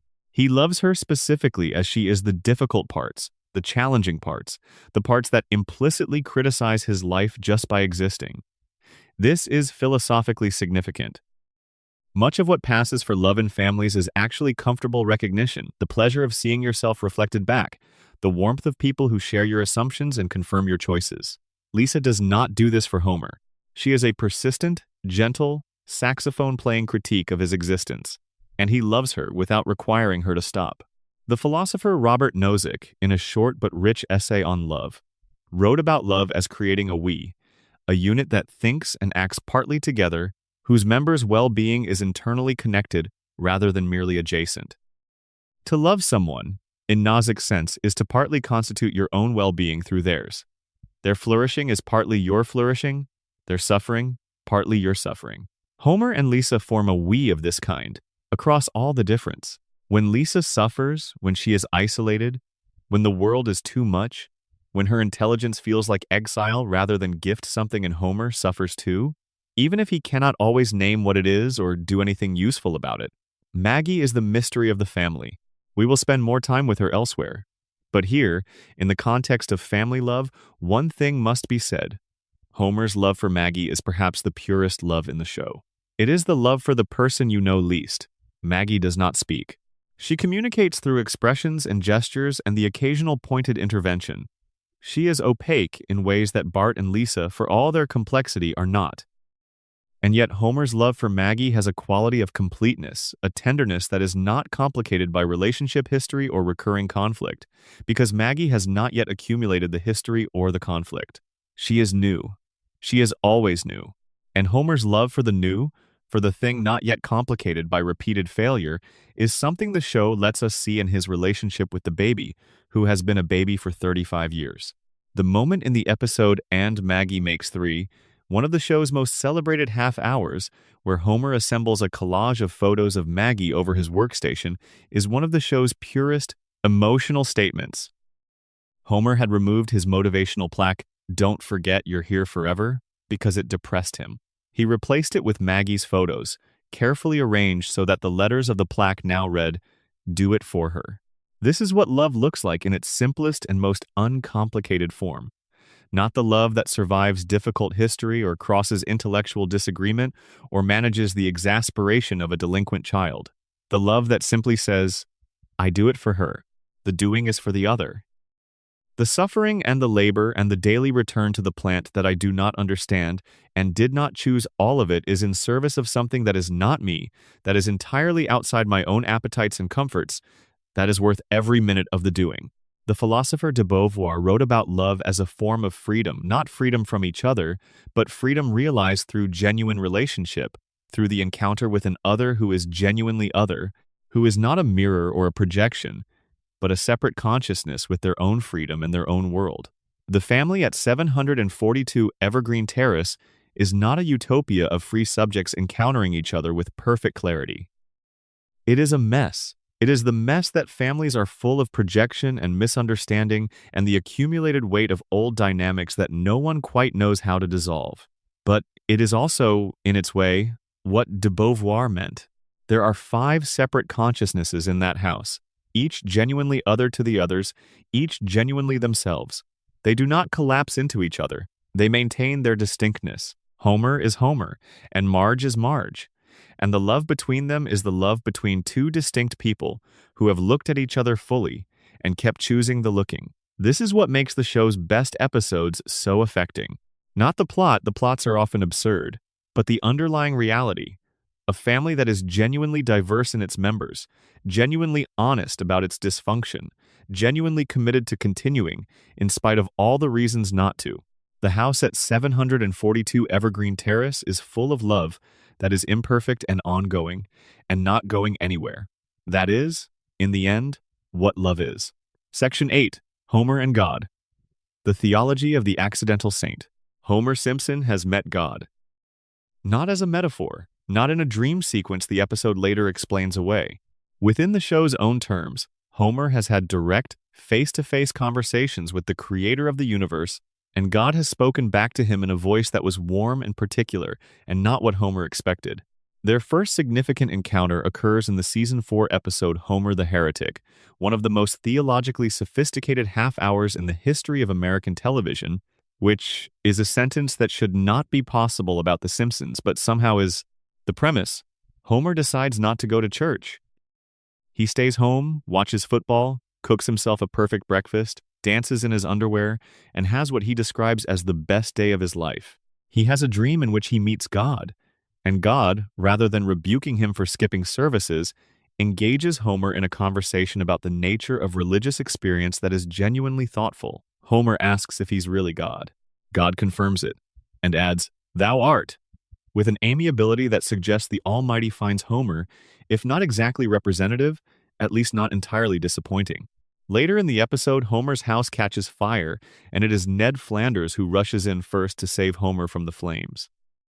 Homer asks God, afterward, why it was Ned, the devout Christian, the faithful churchgoer, the good neighbor who saved him rather than God directly. God's response is that Ned was the instrument. The faithful action came through human hands. This is a real theological argument. The debate between direct divine intervention and providence working through natural and human means is centuries old. Homer stumbled into the middle of it and received a real answer. The history of Western theology is partly a history of people trying to understand how a God who is infinite and perfect relates to a world and a humanity that are finite and thoroughly imperfect. The scholastic tradition, represented most fully by Thomas Aquinas in the 13th century, built a careful architecture of divine attributes: God as the necessary being, the unmoved mover, the pure actuality without potential, the source of all existence. Aquinas's God was rigorously philosophical, the conclusion of arguments rather than the subject of personal encounter, the guarantor of rational order in the universe. This is not Homer's God. Homer's God, as revealed in the episodes that engage seriously with the question, is more like the God of Abraham: personal, responsive, present, capable of surprise. A God who discusses the nature of perfect sandwiches and expresses genuine interest in Homer's opinions. A God who operates with enough of a sense of humor to find Homer genuinely interesting rather than merely tolerable. The Islamic theological tradition has a concept called tawakkul, trust in God, surrender to divine will, the willingness to release the anxiety of personal control, and rest in the understanding that the outcome is in God's hands. The Sufi tradition within Islam developed this into a rich practice of spiritual surrender, what the Persian poets called fana, the dissolution of the self in the divine, the release of the ego's grip on outcomes and identities. Homer practices something like tawakkul by default. He does not plan extensively. He does not maintain tight control over outcomes. He releases outcomes not through spiritual practice, but through a constitutional inability to maintain sustained anxiety about things he cannot control. The results often suggest that this release is not wisdom, but in moments where the release happens in the context of something larger, in moments where Homer's inability to control outcomes puts him in the hands of what the show implies is genuine care. It functions like surrender, like trust. The philosopher William James, in The Varieties of Religious Experience, a book he delivered as lectures at Edinburgh in 1901 and 1902, argued that religious experience was irreducibly individual, that the heart of religion was not doctrine or institution, but the personal encounter between a human consciousness and what it took to be divine reality. James was an empiricist, and he brought empiricist habits to religious experience. What is the effect of the experience on the person who has it? Does it produce genuine transformation? Does it make the person more alive, more generous, more capable of genuine action? James was interested not in whether the experiences were objectively real. That question, he thought, was not addressable, but in whether they had genuine fruits in the lives of the people who had them. Homer's encounter with God, in the terms James would care about, produces genuine fruit. Homer reflects on his religious experience with a seriousness unusual for him. He thinks about what God said. He thinks about what Ned's rescue means. And he arrives at a position that is neither orthodox church-going nor comfortable atheism, but something more personal, a direct relationship with the divine that does not require institutional mediation, a relationship founded on the specific history of his own encounters rather than on inherited doctrine. The episode ends with Homer agreeing to try to be open to the experiences life has to offer. This is not a theological treatise, but it is, in William James's terms, genuine religious transformation, a shift in orientation toward life, toward experience, toward what might be available in the world beyond the donut and the beer. There is a Sufi tradition of what they called the Malamati, the people of blame. These were mystics who deliberately cultivated external appearances of unworthiness, who behaved in ways that invited social criticism and contempt in order to protect their inner spiritual lives from the corruption of pride and public admiration. By being publicly reviled, they remained inwardly free. Their apparent wickedness was a form of spiritual camouflage. Homer is not a deliberate Malamati. He is not performing unworthiness to protect inner holiness, but there is something in the structure of his life that rhymes with this tradition. Homer, externally, is not impressive. He is not the model Christian, not the devout follower, not the visible saint. He forgets religious obligations. He falls asleep in church. He has, in the course of the series, stolen from the church collection plate, and yet God speaks to him. The divine encounters in the show find Homer specifically. Not Ned, the devout one, not Lisa, the searcher. Homer, the spectacular failure at institutional religion, is the one who has the conversations with the Almighty. There is a strand of Christian mysticism that would recognize this. Meister Eckhart, whom we encountered in the pleasure section, wrote about what he called the spark of the soul, the innermost part of the human being that is, in some profound sense, identical with God, that is never entirely separable from the divine, even in the most sinful or confused life. The outer life can be a disaster and the inner spark remains. Homer's outer life is frequently a disaster, but the inner life, the love for his family, the unguarded openness to experience, the genuine delight in the world's offerings, might be exactly the kind of thing Eckhart's spark points to. In Homer the Heretic, when the house fire breaks out and Ned rushes in, he does it without hesitation.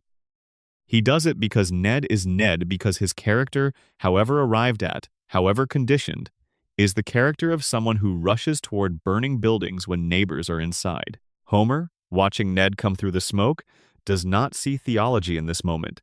He sees his neighbor. He sees someone who came when he was in trouble. He feels, in the unmediated way that Homer feels things, gratitude and surprise, and something that will become, later, after the fire is out and the day has settled, a revision of his feelings about both Ned and about whatever might have sent Ned. This is not sophisticated theology. It is the theology of the person in the fire, the theology of the received mercy, the theology that begins not with propositions about divine nature, but with the simple fact of being helped when help was needed. The theologian Paul Tillich wrote about God as the ground of being, the ultimate depth of existence that underlies everything else, that is not a being among other beings, but being itself, the support beneath the visible world. Tillich thought that religious experience was the experience of this ground, the moments when the surface of ordinary life becomes transparent and something larger shows through. Homer has these moments. They are not frequent, and they are not sustained, and they are followed reliably by Homer returning to the couch. But the moments are real.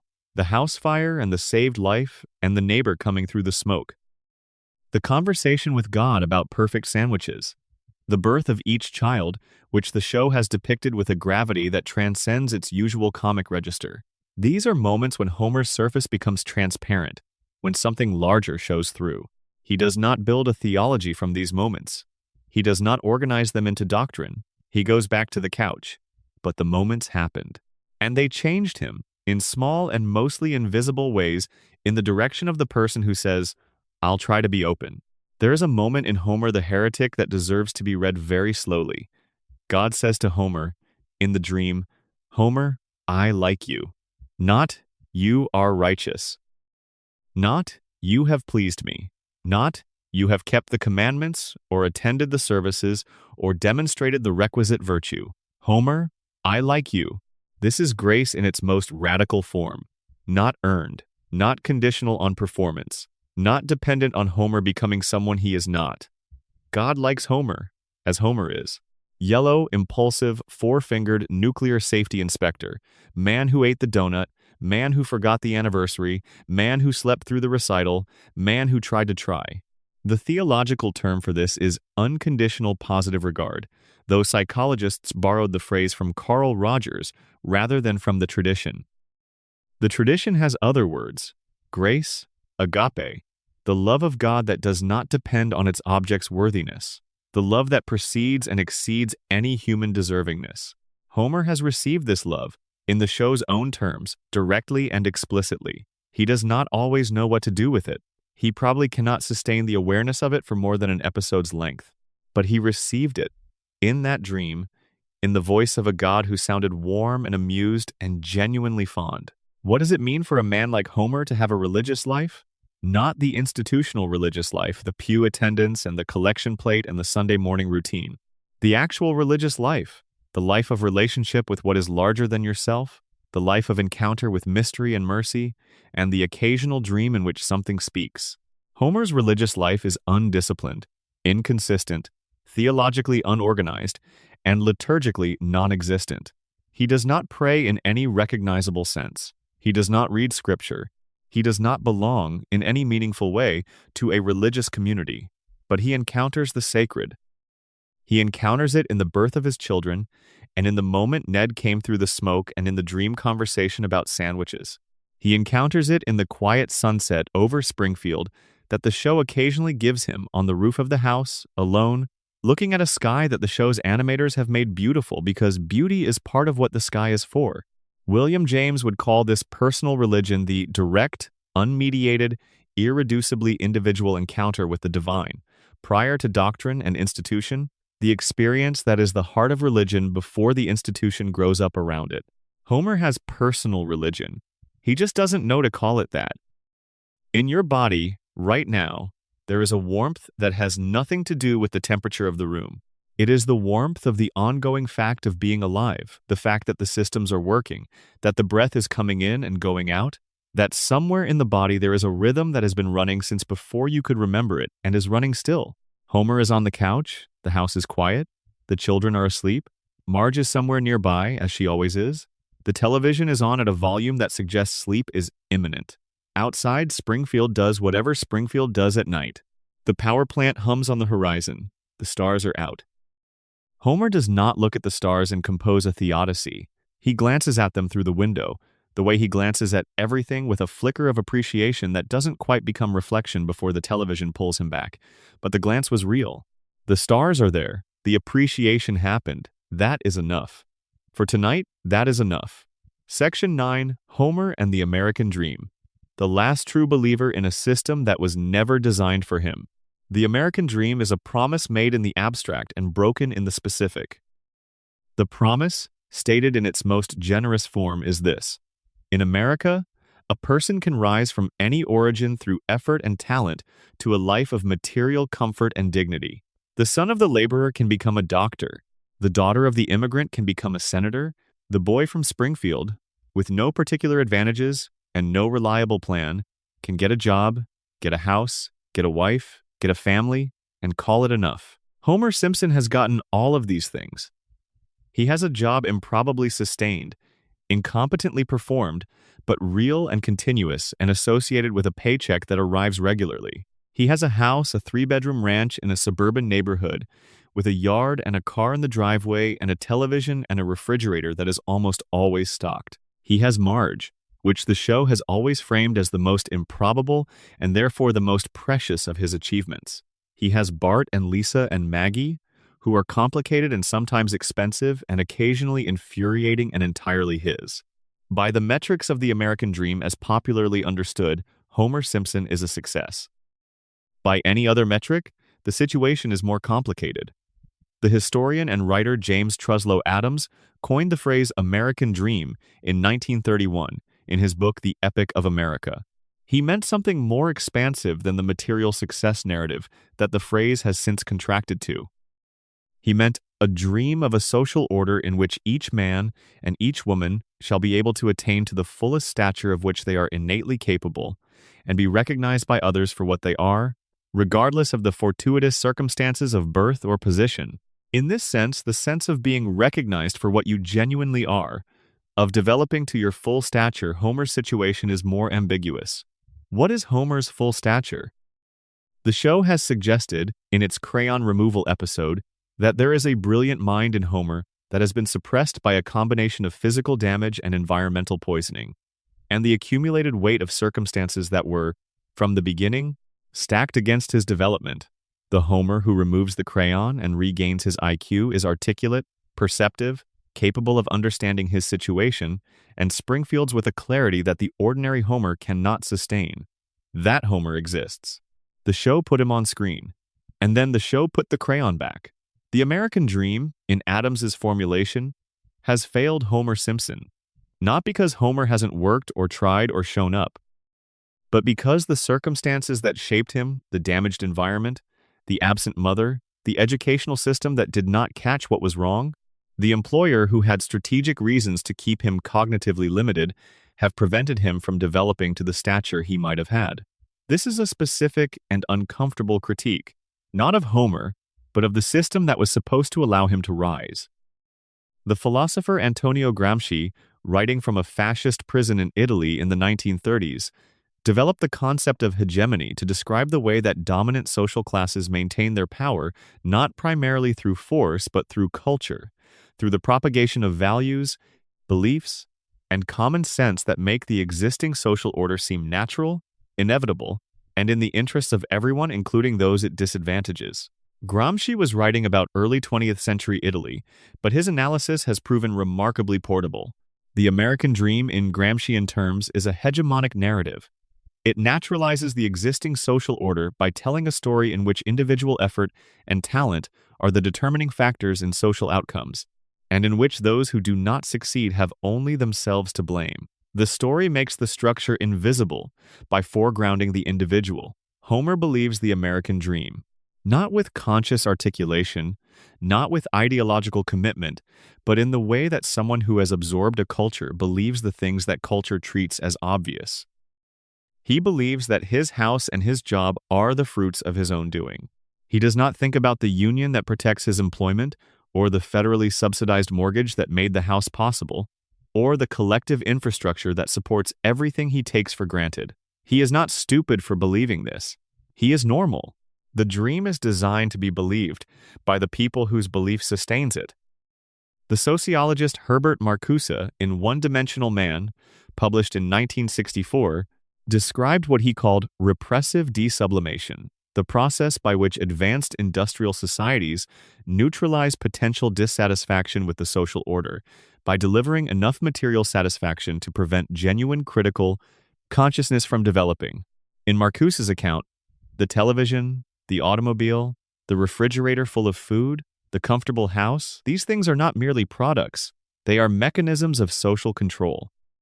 By providing enough material comfort to satisfy the most immediate desires, the system prevents the development of deeper desires, the desire for genuine freedom, genuine self-determination, genuine participation in the decisions that shape one's life. Homer is Marcuse's nightmare. He has the television and the automobile and the refrigerator and the comfortable house. He has enough material satisfaction to prevent the development of critical consciousness about the system that provides it. He does not ask why Burns should own the plant. He does not ask why his labor makes Burns wealthy while his own wages are sufficient but not transformative. He does not ask why the political system in Springfield seems impervious to the interests of people like him. He watches the television and drinks the beer and goes back to the plant in the morning. This is not character weakness.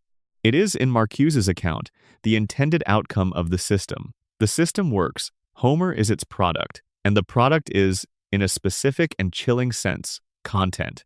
And yet, there is something in Homer's relationship to the American dream that is not fully captured by the Gramscian or Marcusean critique. Something that resists the analytical frame that reduces him to a subject of ideological management.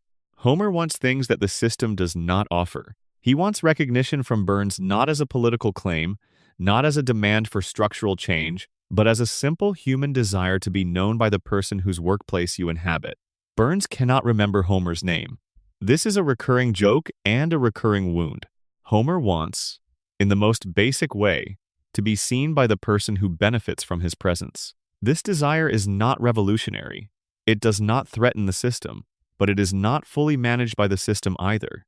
It is the leftover desire, the unmet need that the television and the beer and the comfortable house do not address. The desire to be known. Homer also wants something for his children that he was not given. He wants them to rise further than he did, not in a striving, aspirational way, but in the way that parents simply want the world to be kinder to their children than it was to them. He wants Lisa's intelligence to take her somewhere that Springfield's ceilings cannot contain. He wants Bart's energy to find an outlet that doesn't lead to detention. He wants Maggie to speak and grow and become. These desires are the desires of a man who has not entirely accepted the limits of his own situation as the limits of what is possible. Henry David Thoreau in Walden wrote a sentence that has haunted American thought since 1854. The mass of men lead lives of quiet desperation.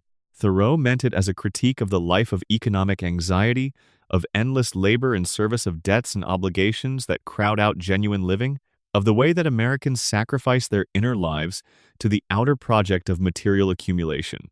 Is Homer leading a life of quiet desperation? The question is not as easy to answer as it might seem. Homer's desperation, when it appears, is not quiet. It is vocalized, exuberant, often physically expressed through the whole body. He does not suppress his dissatisfaction. He does not perform contentment over a substrate of silent suffering. When Homer is miserable, Springfield knows about it.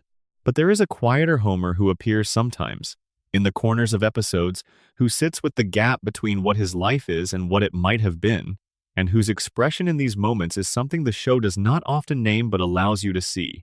This is the Homer who, after the crayon was removed and he was smart, looked at his life clearly and found it unbearable. Not because the life was terrible in absolute terms, but because the clear-eyed view revealed the contingency of it all, the way that different circumstances could have produced a different Homer. The desperation, when it surfaces, is not about the refrigerator or the television. It is about the suspicion that there was more, that there might have been more, and that the more is no longer available. The philosopher Agnes Heller, a Hungarian Marxist who spent decades thinking about the category of everyday life, argued that everyday life, the routine, the repetitive, the apparently undramatic business of getting through the day was not merely the background against which real history happened. Everyday life was where real history was lived, where ideological structures were reproduced or contested, where the human being was made and remade through the thousand small choices and interactions that make up a day. Heller was interested in what she called the everyday person, not the hero, not the revolutionary, but the person who navigates the everyday with its particular mixture of constraint and possibility, who finds within the ordinary the resources for a genuinely human existence. Homer is an everyday person in Heller's sense. His life is not dramatic in the political or historical sense, though Springfield generates more than its share of dramatic events. They all reset, and Homer's fundamental situation is the situation of the everyday.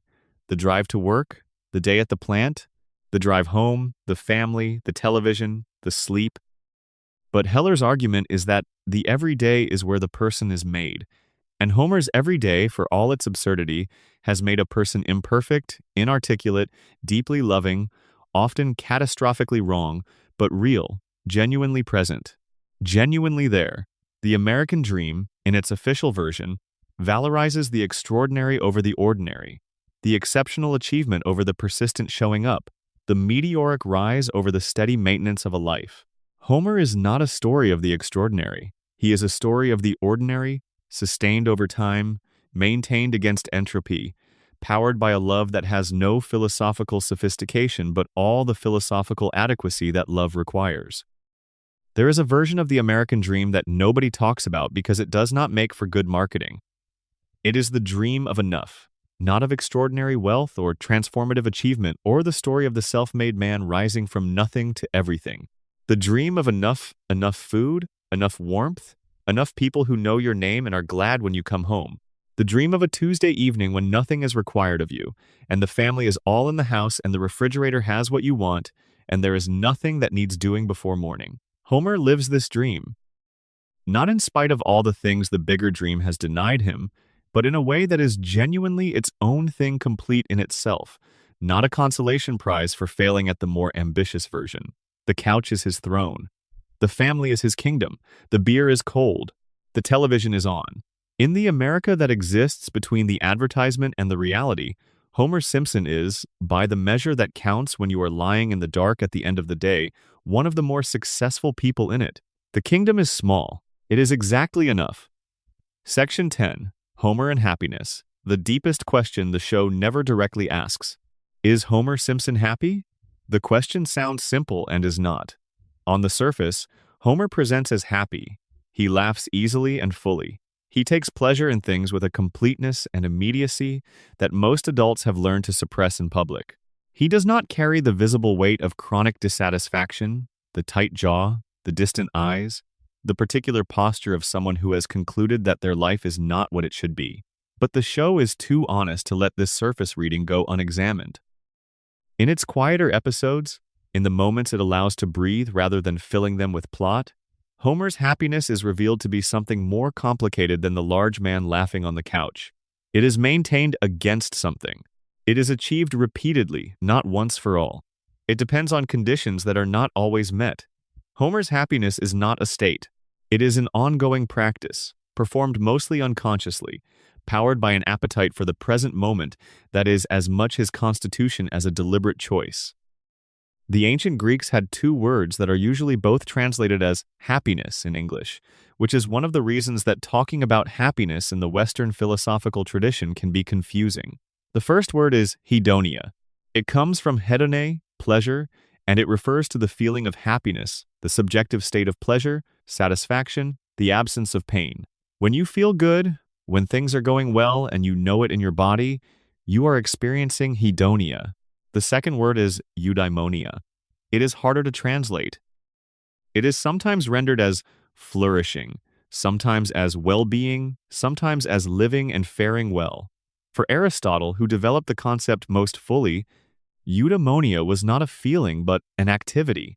The activity of living in accordance with your deepest nature, of exercising your best capacities in pursuit of genuinely worthwhile ends.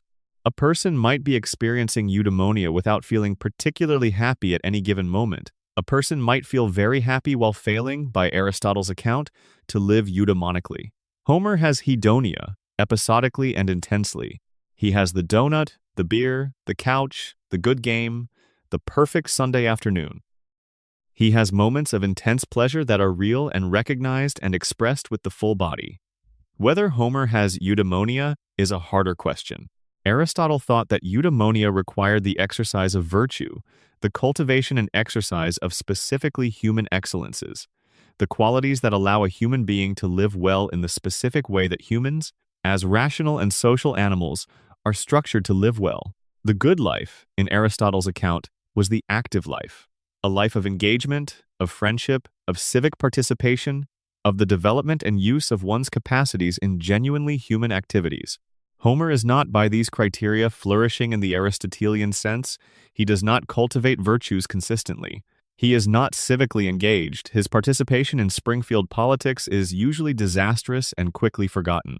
His friendships, with Lenny and Carl and Barney, are real and warm, but not the friendships of virtue that Aristotle thought constitutive of the best human life. His capacities, the intelligence revealed by the crayon removal, the genuine artistic sensibility visible in the barbershop quartet episodes, the surprising competence he demonstrates when genuinely engaged, are not systematically cultivated.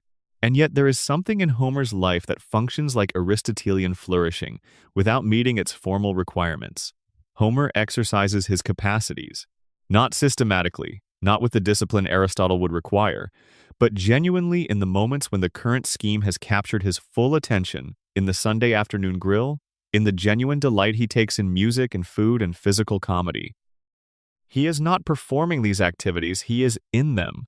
The psychologist Mihaly Csikszentmihalyi, in his research on what he called flow, described the optimal experience of human consciousness as occurring when a person is completely absorbed in a challenging activity, when skill and challenge are in balance, when the self-consciousness that normally accompanies action disappears into the action itself, when time loses its usual texture and the person is simply doing the thing with full presence. Csikszentmihalyi found that flow experiences were associated with the highest levels of subjective well-being, more than pleasure, more than relaxation, more than achievement. The moments when people reported feeling most alive were the moments of complete absorption in activity. Homer has flow. Not in the activities Csikszentmihalyi typically studied: creative work, athletic performance, complex problem solving. Homer's flow happens at the grill, in front of the television during the right game, in the moments when a scheme has engaged his complete attention and he is moving through the steps with the oblivious completeness of someone who has forgotten to be distracted. He has the flow of a man for whom many activities become absorbing enough to erase the self, and in that erasure, the self is most fully itself. This is paradoxical, and Csikszentmihalyi knew it was paradoxical. The moments of most complete selfhood are the moments of greatest self-forgetting. When Homer is most Homer, he is not thinking about being Homer. The philosopher Daniel Gilbert, in Stumbling on Happiness, argues that human beings are systematically bad at affective forecasting, at predicting how happy or unhappy future events will make them. We overestimate the impact of both positive and negative events: the promotion, the house, the relationship, the loss, the failure. We adapt to all of it faster and more completely than we expect. This finding has an implication for how we understand Homer. Homer should, on the effective forecasting model, be less happy than he is. His job is objectively terrible. His boss is a villain. His house is a modest structure in a town of uncertain location. His financial situation is perpetually precarious. His body has absorbed more trauma than any normally maintained biological system should be able to withstand. But Homer's adaptation to these conditions is total. He has not adapted to them strategically, not through deliberate cognitive reframing, not through the kind of positive thinking that self-help literature recommends. He has adapted to them because adaptation is what he does, because his relationship to circumstance is not one of sustained evaluation and judgment, but of immediate engagement with whatever is currently present.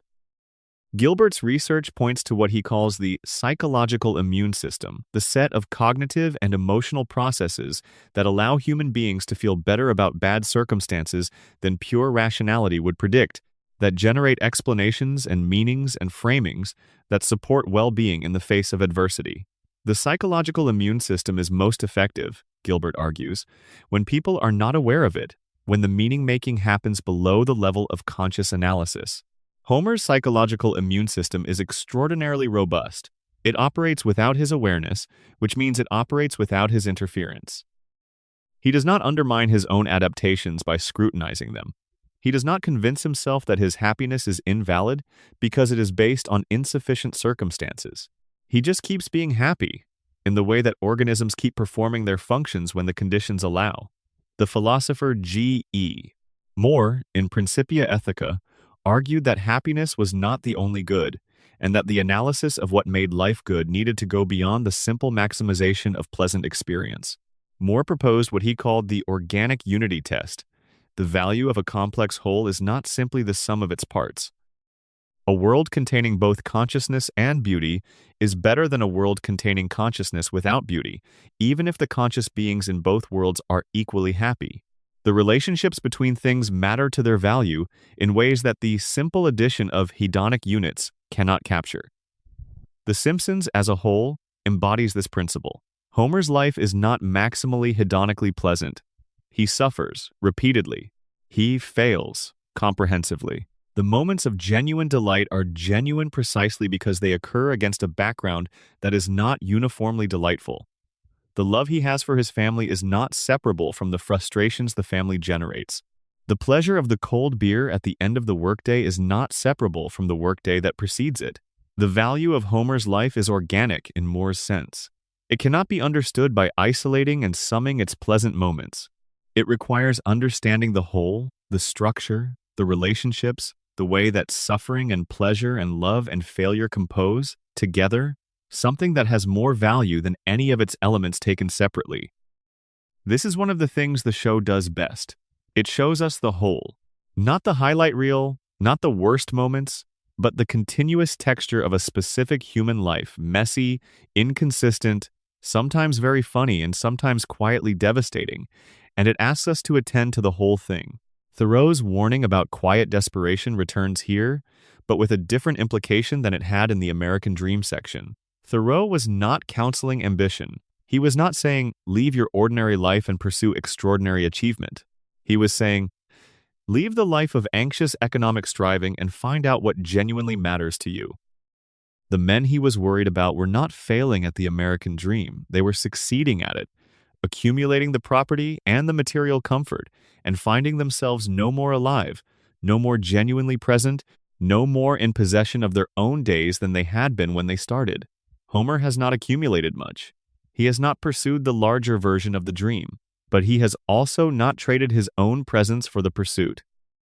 He has remained stubbornly and improbably in possession of something, an appetite for immediate experience, a capacity for genuine delight, a love that is constitutive rather than strategic, that the more ambitious pursuit might have required him to suppress. Walden's lesson, reduced to a sentence, might be, live deliberately, know what you are doing and why. Do not drift through a life shaped entirely by forces you have never examined. Homer does not live deliberately. He drifts, heroically and comprehensively. And yet in the drifting, he has somehow held on to the things that Thoreau thought were being lost: the capacity for wonder, the immediate pleasure of the afternoon, the genuine warmth of the people he loves. He did not achieve this through examined living. He achieved it through an inability to examine that produces, by accident, something like the examined life's fruits. The Buddhist teacher Ajahn Chah, who taught for decades in the forests of Thailand, used to say something that students reported as simultaneously obvious and impossible to fully absorb. If you let go a little, you will have a little peace. If you let go a lot, you will have a lot of peace. If you let go completely, you will have complete peace. Homer lets go, not deliberately, not through meditation, not as a spiritual practice. He lets go because his grasp is not strong enough to hold most things for very long. The plan he conceived this morning has been replaced by a different plan by afternoon, and by evening he has forgotten both plans and is watching television.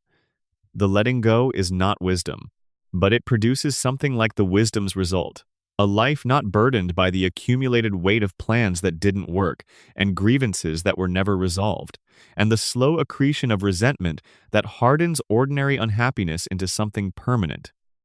Homer is not permanently unhappy.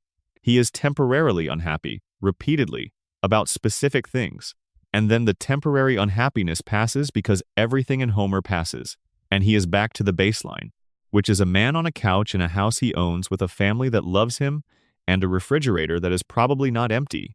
Is this happiness? In the hedonic sense, partly. In the eudaimonic sense, imperfectly. In the sense that matters most when the day is over and you are lying in the dark taking stock of your own life, maybe more than we usually give Homer credit for. The show has given Homer one moment of unambiguous happiness that deserves to be named. In And Maggie Makes Three, Homer tells the story of Maggie's birth as a story about a man who gave up his dream job, the bowling alley, the thing he wanted most for himself to support his family, when the third unexpected pregnancy arrived.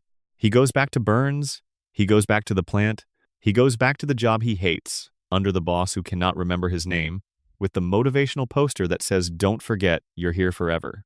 And then Maggie is born. Homer holds her in the hospital. The show gives the scene genuine music and genuine tenderness. And the man who is holding the baby, the man who gave up the dream to be here, who returned to the plant to provide for this, is not resentful. He is not tragic. He is holding his daughter, and the holding is complete. The poster over his workstation at the plant now reads, "Do it for her. This is happiness. Not the hedonic kind, not the eudaimonic kind, not the Buddhist peace or the Aristotelian flourishing. It is the happiness that is made entirely of love, the happiness that consists in having something to do it for, someone whose existence is sufficient justification for the thing you do every day." Homer has this. He has had it since the moment each child was born. He goes to the plant for them. He comes home for them. He lives the life he lives because the life contains them. The question is, Homer happy has an answer, in the end. That is not a philosophical conclusion, but a lived one. He is happy the way that people are happy when they are fully themselves, even if their self is imperfect. He is happy the way that people are happy when they are loved, even if they have done nothing to deserve the love. He is happy the way that people are happy when the refrigerator is stocked, and the family is home, and the day with all its disasters has ended. He is happy enough to keep going, every morning, again. To the plant, to the disasters, to the scheme that will not work, to the family that will exasperate and love him. and be there when he gets home. That is happiness of a kind. It might be the kind that matters most. Section 11. The Final Philosophy. What it means to be Homer Simpson in a world that keeps moving. We have been in Springfield for a long time. We have followed Homer through his desires and his pleasures, through the daily labor of the plant and the daily resurrection of the couch. We have sat with him in the presence of death, watched him talk to God, traced the structure of his love for Marge and Bart and Lisa and Maggie. We have put him in conversation with Plato and Aristotle and Heidegger and Camus and Frankfurt and Weil and Marcus Aurelius and Csikszentmihalyi and Thoreau, and he has held his own in every conversation, not by winning any of the arguments, but by demonstrating, through the simple persistence of his existence, that the questions these thinkers were asking are not abstract questions. They are the questions that live in every yellow house on every evergreen terrace in every Springfield in the world. Now it is late. The town is quiet. Homer is on the couch. Let us finish here, in the quiet, with the question that gathers everything else together. What does it mean to be Homer Simpson? There is a word in Japanese ikigai that does not have an exact English equivalent. It is usually translated as reason for being, or the thing that makes your life worth getting up for, or sometimes simply purpose.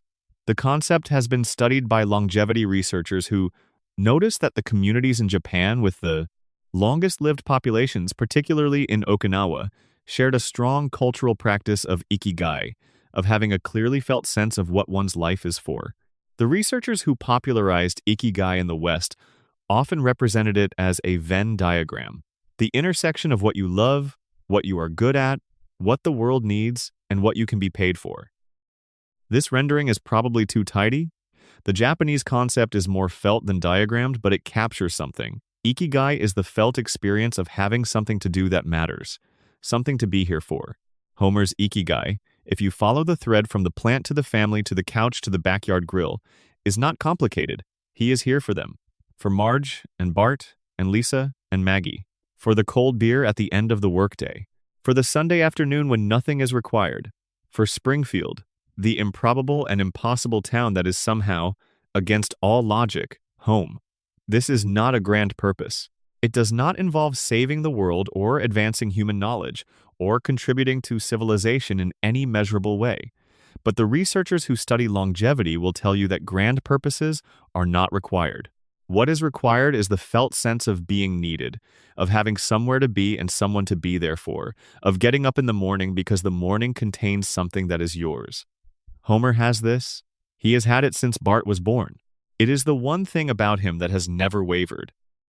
The philosopher Blaise Pascal wrote, in the 17th century, about what he called the human condition, the strange situation of beings who are, by turns, magnificent and terrible, capable of both the greatest thoughts and the most profound stupidity, who carry within them both the infinite reach of consciousness and the bounded, finite, mortal body that cannot keep pace with it. Pascal's most famous image is of the human being as a thinking reed, the weakest thing in nature. A reed, a stalk that can be crushed by the smallest thing but a thinking reed. The whole universe does not need to arm itself to destroy it. A vapor, a drop of water is enough to kill it. But even if the universe were to crush a human being, the human being would still be more noble than what kills it, because the human being knows that it is being crushed and the universe knows nothing. Homer is a thinking reed, not a powerfully thinking reed, not a consistently thinking reed, but he knows, in the inarticulate way that the body knows things before the mind has organized them, that he is alive and that being alive means something. He knows imperfectly, intermittently, through the fog of a cognitive situation, that the show has not been entirely kind about that the people in his house are the reason the house matters. That is the human condition. Magnificent and ridiculous and bounded and knowing. Homer embodies it without irony, which is the rarest and most human thing about him. The philosopher Albert Camus ended the myth of Sisyphus with a sentence we have already quoted, but it deserves to return now. One must imagine Sisyphus happy. He meant it as a provocation and also as a truth. The man who pushes the boulder every day, who knows the boulder will roll back, who has no prospect of a different life or a different conclusion, this man can be happy, Camus argued, because the consciousness of his situation, combined with the refusal to be destroyed by it, constitutes its own kind of dignity. Sisyphus owns his boulder. The boulder does not own him. Homer does not own his boulder with Sisyphus's stoic consciousness. Homer would not describe it as a boulder, he would describe it as a morning, and then a plant, and then a drive home. He does not have the tragic clarity of the mythic king. He has something more practical, the inability to stay tragic for very long. But the happiness is there. One must imagine Homer happy is not ironic or desperate in the way that one must imagine Sisyphus happy is. It is almost a description. Homer is happy. He is happy in spite of the boulder, in spite of the plant, in spite of the 35 years of the same morning repeated. He is happy because the morning contains Marge, and Marge is worth the morning, and will be worth the next morning too. Camus' happiness was philosophical. Homer's is constitutional. Both, in the end, are real. Let us talk, briefly and honestly, about the world that Homer lives in, because it is, in several important ways, our world too. Springfield is a town where one man owns the economy and cannot be held accountable, where environmental contamination is publicly documented and systemically ignored, where political institutions fail their citizens in spectacular and repeating ways, where the gap between the powerful and everyone else is not shrinking. This is recognizable. The show has always been recognizable in this way. It is one of the sources of its durability. Springfield is not a fantasy setting. It is a satirical exaggeration of a real place, a real social arrangement, a real distribution of power and vulnerability. Homer lives in this world and is, by most analytical measures, its victim. The system that was supposed to give him a fair shot has not given him a fair shot. The environment he lives in has literally poisoned his brain. The employer who benefits from his labor does not know his name. The political promises that were made to people like Homer have not been kept and will probably not be kept. And Springfield's population, like many populations living with structural disadvantage, has developed elaborate mechanisms of forgetting that allow the cycle to continue. This is the dark reading. It is not wrong, but there is another reading that is also not wrong, and it sits alongside the dark one rather than replacing it. Homer has, within the conditions that have been given to him, built something, not the life the dream promised, but a life, a real one, with real people in it who are genuinely his, who will miss him when he is gone, who are shaped by his presence in ways that will outlast him. This is not nothing. It is, in the terms that matter when the analysis is done, and the sun is going down, quite a lot. The philosopher Charles Taylor, whom we met in the first section, wrote about what he called the sources of the self, the background frameworks of meaning that give human life its moral and existential orientation. Taylor was worried about a particular kind of modern loss, the erosion of the frameworks that allowed people to understand their lives as meaningful, as pointing toward something worth pointing toward. Taylor thought that meaning required moral orientation, a sense of what matters, of what is genuinely higher and lower, of what is worth living for. Not everyone's framework needed to look the same, but everyone needed something that functioned as a framework, that organized experience into something coherent rather than leaving it as a sequence of equally weighted moments. Homer has a framework. It is not articulated. It would not hold up to philosophical examination. If you asked Homer to explain what makes his life meaningful, he would look at you with a specific kind of bafflement, not the bafflement of ignorance, but the bafflement of a person who has been asked to describe water. The framework is the family. The family is the answer, not as a philosophical conclusion, but as a felt reality, as the gravitational center that organizes everything else. When Homer is most oriented, when the impulsiveness and the forgetting and the failure quiet for a moment, and something more fundamental speaks, what speaks is the love for the people in the house. That is the source of the self. That is where meaning lives. We are almost done. The night is very quiet now. Somewhere in Springfield, Homer is on the couch. The television has been on for a long time, and is probably now showing the beginning of something he will watch the first 10 minutes of before falling asleep. Marge is upstairs. Bart is in his room, probably planning something that will not pan out the way he plans it. Lisa is at her desk, reading or playing the saxophone at a volume designed not to wake anyone. Maggie is in her crib, still and watchful, thinking whatever Maggie thinks. The house is doing the thing that houses do at the end of a long day, holding everyone. What is the philosophy of Homer Simpson? It is not a system. It is not a doctrine. It will not survive a rigorous graduate seminar. It is this: the present moment is worth inhabiting. The people you love are worth loving badly if you cannot love them well. The work you do not choose is still worth doing because it provides for the people you did not choose to love but do. The pleasures available to you, the donut, the beer, the cold evening in the backyard with the grill, are real pleasures, worthy of real attention, deserving of the full body's presence. The past you cannot change is not worth carrying. The future you cannot control is not worth anxious anticipation. The day is the day, and the day contains enough. You will fail. Homer has established, across 35 seasons and counting, that failure is not the end of the story. It is the middle of the story, where the story lives, where the next attempt begins without asking your permission. You will forget. Homer has established that forgetting is not only loss, that the clean slate is also, sometimes, a gift. That returning to the present without the full weight of accumulated error is not stupidity but a form of mercy that the unforgiving mind cannot give itself. You will love imperfectly. Homer has established that imperfect love, sustained over time, is not a failure of love. It is love doing the only thing love can do in a human life, which is to keep going in the face of everything that makes keeping going difficult. The family has lasted 35 seasons. It will last 36 and 37 because the love that holds it is not conditional and is not going anywhere. The philosopher Aristotle, who was a student of Plato and a teacher of Alexander the Great, and one of the most wide-ranging minds in human history, said near the end of the Nicomachean Ethics that the best human life was the life of contemplation, the philosophical life, the life of the mind at its best, engaged with the truest things in the most direct way possible. He also said, in a passage that is less often quoted, that this life was perhaps too high for human beings as we actually are. The life of theoretical wisdom was the life of the divine element in us, the life of pure reason. But human beings are not pure reason. We are composites, body and soul, appetite and intellect, animal and aspirant. And the good life for the composite being was not the life of the divine element alone, but the life of the composite well-ordered, living in accordance with all that it is, rather than some elevated part of it. Homer Simpson is the composite. He is the whole thing, the appetite and the love, the forgetting and the returning, the failure and the trying, the couch and the family and the plant and the sky.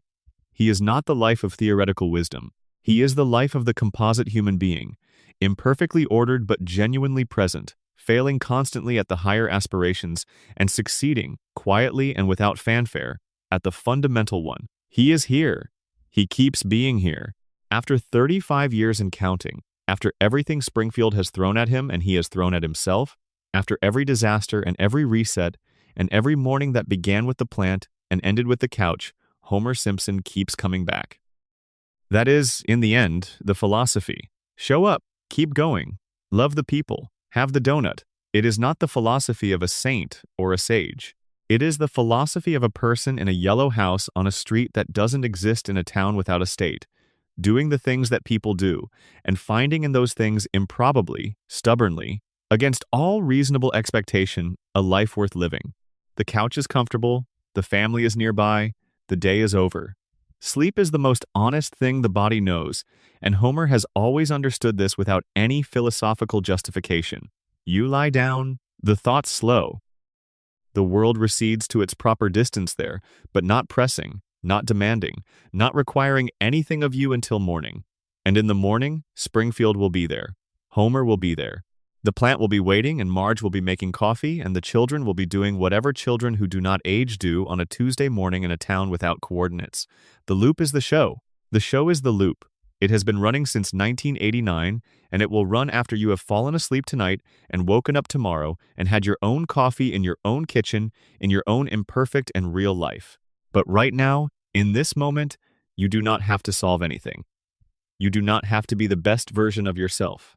You do not have to have learned the lesson or improved the situation or moved the needle on any of the projects that will still be there in the morning. You can be Homer on the couch, warm, surrounded by the people who are yours. The day done, the night beginning, the breath slowing, the Springfield sky is doing something very beautiful with the stars. Homer has already fallen asleep. You can too. Thank you for spending this time in Springfield. If this helped you rest, or think, or feel a little warmer about the imperfect life you're living, that is enough. That was always enough. Good night. Extended meditation, Marge. The philosophy of the person who stays. We have spent a great deal of time with Homer. It is right, before the night is over, to spend some time with the person without whom Homer would not exist as we know him. Not as a parent or a creator, but as the condition that makes Homer possible. The person whose patience is not passive, whose love is not blind, whose staying is the most active philosophical choice in the show. Marge Bouvier Simpson has blue hair that towers above her in a structure that defies the ordinary laws of hair. She wears a green dress that she has worn, in various contexts, for 35 years. She drives a car that is somewhat too large for her. She hums when she is thinking. She makes sounds of displeasure that are also, somehow, sounds of affection. She is, in the show's own internal accounting, substantially more intelligent than Homer, significantly more emotionally sophisticated, genuinely creative. Her painting career surfaces and resurfaces across several seasons, and possessed of a moral compass that Homer lacks, not because he is bad, but because his compass is always being distracted by the nearest available compass overriding donut. She stayed.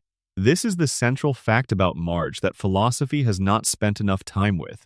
The existentialist tradition, from Sartre through de Beauvoir, was deeply interested in the question of choice, of what it meant to genuinely choose your life, rather than simply finding yourself in it. Sartre's formulation was radical. We are condemned to be free. We cannot escape choice. Even the refusal to choose is a choice. The person who says, "I had no option," has, in Sartre's account, chosen to pretend they had no option, which is a choice in itself, a form of bad faith. De Beauvoir, Sartre's lifelong partner and a more careful analyst of the concrete conditions of freedom than Sartre himself, was interested in the way that genuine freedom required acknowledging the freedom of others. She was also deeply interested in the specific situation of women who, in the mid-20th century and in many contexts, still faced structural conditions that constrained their freedom in ways that men's freedom was not constrained. Marge's choice to stay with Homer is genuinely interesting in de Beauvoir's terms. Marge is, within the show's world, capable of more than her domestic life provides. Her painting talent is repeatedly established and repeatedly abandoned. Her professional ventures at the nuclear plant, as a police officer, as a real estate agent, as a business owner demonstrate competence and intelligence that the domestic sphere underutilizes. The show has been honest, at various points, about the tension between what Marge might have been and what she has chosen to be. And she has chosen. This is the show's insistence, and it is philosophically important. Marge has not been trapped by circumstance in the way that many women's domestic choices have historically been described as non-choices, as the absence of alternatives rather than the presence of a chosen value. The show gives Marge agency. It gives her exits that she does not take. It gives her opportunities that she closes. She closes them because the life she has chosen, with all its Homer-shaped complications, is the life she wants to have. This is, from a certain feminist perspective, a complicated position for the show to take. The concern is real. A story in which a capable, intelligent woman repeatedly chooses to stay in a marriage with an impulsive, irresponsible, cognitively limited man and finds fulfillment in that choice can be read as a conservative story about women's proper place as a narrative that domesticity and tolerance are sufficient for female flourishing. The show is aware of this tension. It does not resolve it cleanly, because the tension is real and the resolution would be false. What it does instead is something more honest. It shows Marge's choice as genuinely costly, genuinely difficult, and genuinely hers. It does not pretend the marriage is easy. It does not pretend Homer's failures are charming rather than exhausting. It shows the work. The philosopher Nell Noddings, writing about what she called the ethics of care, argued that care, the sustained, responsive attention to particular others, the work of maintaining and nurturing relationships was a genuine form of ethical activity, not a lesser or merely private alternative to the public moral life. She argued against the Kantian tradition, which valued impartial universal principles, in favor of an ethics grounded in the particular relationships we have with specific others. Marge's moral life is largely an ethics of care in Nottings's sense. She attends to Homer, to Bart, to Lisa, to Maggie, to the neighbors, to the community, with a sustained attention and responsiveness that is ethical in its structure, even when it does not announce itself as such. She does this work mostly without recognition and without institutional support. The ethics of care says this work is not merely domestic labor, but genuine moral practice. That Marge is not simply maintaining a household, but enacting a specific and valuable way of being in relation to others. What does Marge see in Homer? The show has answered this question in various ways across its long run, and the answers are not always consistent. But there is a recurring motif in the flashback episodes, the episodes that return to Homer and Marge's courtship, to the early years of their relationship that is worth attending to. What Marge sees in Homer is someone who is completely himself. Homer, in the courtship flashbacks, is impulsive and exuberant, and often wrong, but he is never performing. He does not put on an act for Marge. He does not manage his presentation or calculate his impressions. He is Homer, loudly and completely. And this transparency, this absolute inability to be other than he is, in the show's account, what Marge found appealing. There is a philosophical tradition that values authenticity in exactly this sense, not the authenticity of examined self-knowledge, but the authenticity of being fully what you are without the management and performance that social life usually requires.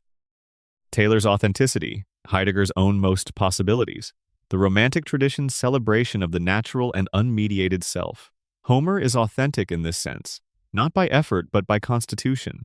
And Marge, who has managed herself carefully for most of her life, whose blue hair is the one external mark of individuality in an otherwise carefully maintained presentation, is drawn to someone for whom the management simply does not happen.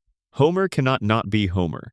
And this, to a person who has spent considerable energy becoming what the world requires, is magnetic. There is a Season 2 episode called Homer Alone that is, on the surface, about Marge having a breakdown on a bridge and requiring a vacation. She goes to a spa resort. Homer tries to manage the children. The children are a disaster. Homer is a disaster. The house falls into ruin over the course of a long weekend. The episode is usually read as comedy about domestic incompetence, but its emotional center is a different scene. Marge at the resort, alone for the first time in years, doing nothing in particular, not being needed, not managing anyone. She is miserable. Not because the resort is bad, not because solitude is unpleasant. She is miserable because the people she needs to be with are not there. The dependence runs both ways. Homer needs Marge to function as a person in the world, and Marge needs Homer and the children to be the Marge she has chosen to be. Remove the relationships and the identity built around them becomes weightless, purposeless, a role with no play to be in. This is what philosophers call relational identity. The self that is not prior to its relationships but is constituted by them. The person who is mother, wife, neighbor, caretaker, and for whom these roles are not constraints on an underlying independent self, but are what the self is made of. Marge's selfhood is relational in this deep sense. She is not the self who happens to be in these relationships. She is the self that these relationships have created and that, moment to moment, these relationships sustain. The resort vacation is a brief experiment in a different selfhood, and the experiment fails almost immediately because the other selfhood is not available. Marge is not a woman who was free before she became Homer's wife and is now constrained. She is a woman who became who she is through and in the relationships that she has, and the relationships are what freedom for her looks like. De Beauvoir would push back. The relational self, in de Beauvoir's account, is also potentially the imprisoned self, the self that has been so thoroughly shaped by its relationships to others that it cannot conceive of freedom outside of those relationships, cannot imagine or pursue the possibilities that might exist for an independent consciousness. This is a genuine concern, and the show, to its credit, lets the concern breathe. Marge has moments of wondering, the brief flirtation with painting, with other careers, with other versions of her life, are real moments of reaching towards something the domestic frame cannot quite contain. The show does not resolve these moments by having Marge conclude that they were illusory. They were real. The other possibilities were real. She chose anyway. She keeps choosing. And the question of whether that choice is freedom or its beautiful simulation is Finally, not answerable from the outside. It is the kind of question that only the person making it can answer, and the show has the philosophical honesty to leave it open. Marge hums when she is thinking. This is a small detail, but small details in good fiction are often the truest things. The hum is thoughtful and slightly worried and deeply specific to the particular situation at hand. It is the sound of someone who is genuinely attending to the problem in front of them, who has not given up on it or assigned it to someone else, who is working through it with the full power of an intelligence that does not announce itself as intelligence but simply operates. There is something zen in this. The hum of genuine attention. The sound of a person who is fully present to what is in front of them, neither romanticizing it nor dismissing it, just attending. Marge attends. To Homer, to the children, to the neighbors, to the 100 small situations that make up a domestic life. She attends without complaint and usually without recognition, and almost always without philosophical credit. The philosophy of Marge is the philosophy of attention, of being the person who notices, of staying when staying is hard, because the person and the life you are staying for are worth the staying. It is not a glamorous philosophy. It will not generate tenure at a philosophy department, but it is practiced every day by millions of people in houses and apartments and small dwellings across every city and every suburb in the world. And it is, in the end, one of the things that makes the houses livable. Marge hums, Homer sleeps, the children are somewhere in the building, the households. Extended meditation. Springfield itself. The town as a philosophical category. Before Homer can be a philosopher, he needs a place to do his not philosophizing in. Springfield is that place.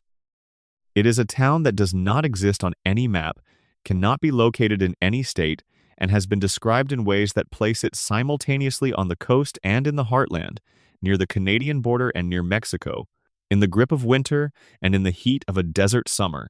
Springfield is everywhere and nowhere. It is the quintessential American place precisely because it refuses to be any particular American place. But Springfield is not merely a setting, it is a condition. The town does something to the people who live in it, and the people do something to the town, and the relationship between the two is the kind of relationship that philosophy has a word for: dialectical. The ancient Greeks had a concept they called topos, not just place in the geographical sense, but the notion of proper place. The idea that things and people have places where they belong, where they function best, where their nature is most fully expressed. Aristotle used topos in his physics to describe how physical objects sought their natural places. Earth falls to earth, fire rises to fire. Each element had its proper location in the cosmos. Homer's topos is Springfield.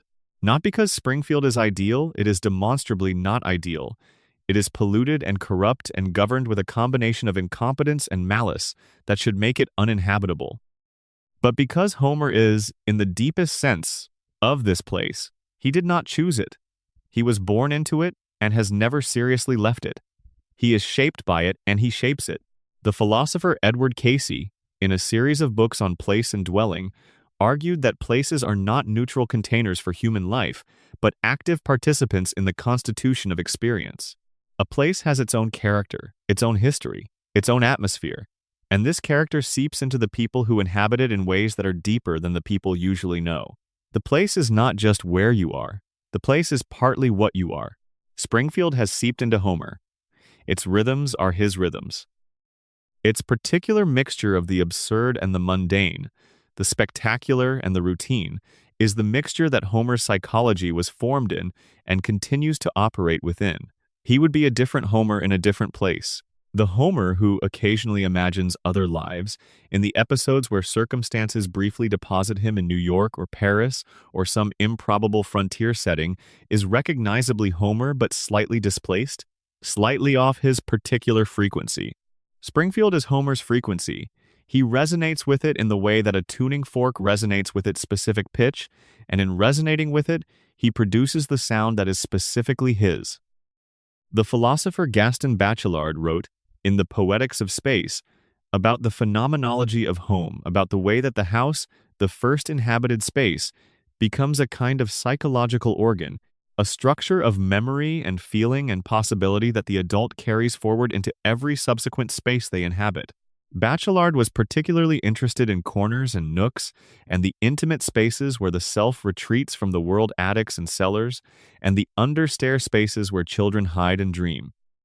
He argued that these spaces were not merely physical but psychological, that they organized the imagination and provided the ground from which the self could venture outward and to which it could return.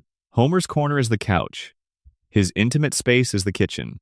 His place of retreat is not an attic, but the space directly in front of the television, which serves the same psychological function, the place where the external world is filtered and managed, where stimulation arrives on terms that are controllable, where the self can be both engaged and protected. This is not trivial. The psychoanalytic tradition has long understood that the spaces we inhabit and the objects we attach to are extensions of the self, that the house is not just shelter but a kind of external mind, an architecture of the self's needs and fears and comforts. Homer's relationship to the house at 742 Evergreen Terrace is a relationship to an external representation of his inner life. When the house is threatened in the episodes where fire or flood or Homer's own incompetence damages the structure, something in Homer is threatened too. The restoration of the house is the restoration of the self. Springfield has a geography of power that is as clear as any feudal map. At the top, literally and figuratively, is Mr. Burns's estate high on a hill, visible from much of the town, its Gothic architecture, expressing the aesthetic preferences of a man who has been alive since the 19th century and has not updated his taste for anything. The estate is separated from Springfield by both elevation and temperament. Burns looks down at the town, literally. His economic and political power flows downward, organizing the lives of the people below. At the center is the town itself, the elementary school, the church, Moe's Tavern, the Quickie Mart, the Springfield Commons. These are the institutions of ordinary life: education, religion, vice, commerce, community. They are the places where Springfieldians encounter each other, form opinions, conduct the business of daily existence. Homer occupies the middle. He is not poor enough to live in the shadow of Burns's plant without benefit. He is not powerful enough to make decisions about how Springfield is organized.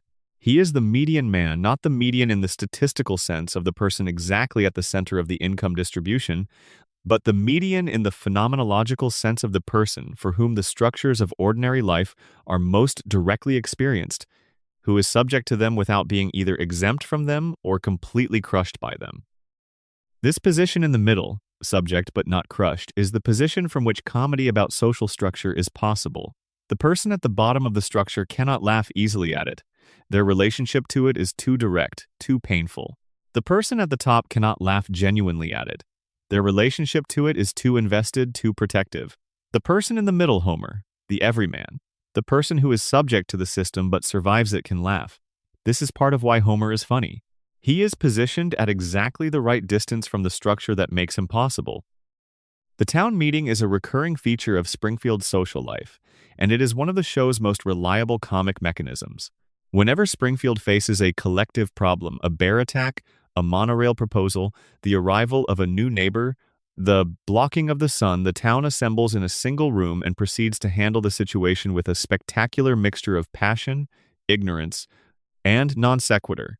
The town meetings are everything that civic deliberation is supposed to be: communal, engaged, participatory, and nothing that civic deliberation is supposed to be rational, informed, productive. Homer participates in town meetings. He participates with his whole body, shouting positions he has not thought through, forming passionate attachments to proposals he has not examined, changing his mind in response to the last persuasive thing said rather than in response to the weight of evidence. He is the ideal deliberative Democrat in the sense that he shows up, and the nightmare deliberative Democrat in the sense that showing up is where his deliberative contribution ends. The philosopher Jürgen Habermas, in his theory of communicative action, described the ideal speech situation, a conversation in which all participants are free to speak, in which assertions must be supported by reasons, in which the only compulsion is the compulsion of the better argument. This is Habermas's vision of democratic legitimacy. The collective decisions of a community are legitimate when they emerge from genuine discourse in which power and distortion have been minimized. Springfield's town meetings are everything Habermas was arguing against. The force of the loudest shout rather than the better argument the mob psychology of the assembled crowd rather than the deliberate reason of the engaged citizen. Homer's participation in these meetings is the opposite of the communicative ideal, and yet he is there. He shows up. He cares imperfectly, confusedly, easily redirected, but genuinely cares about what happens in the place he lives. The civic instinct, the desire to participate in the collective management of shared life, is present even when the execution is a disaster.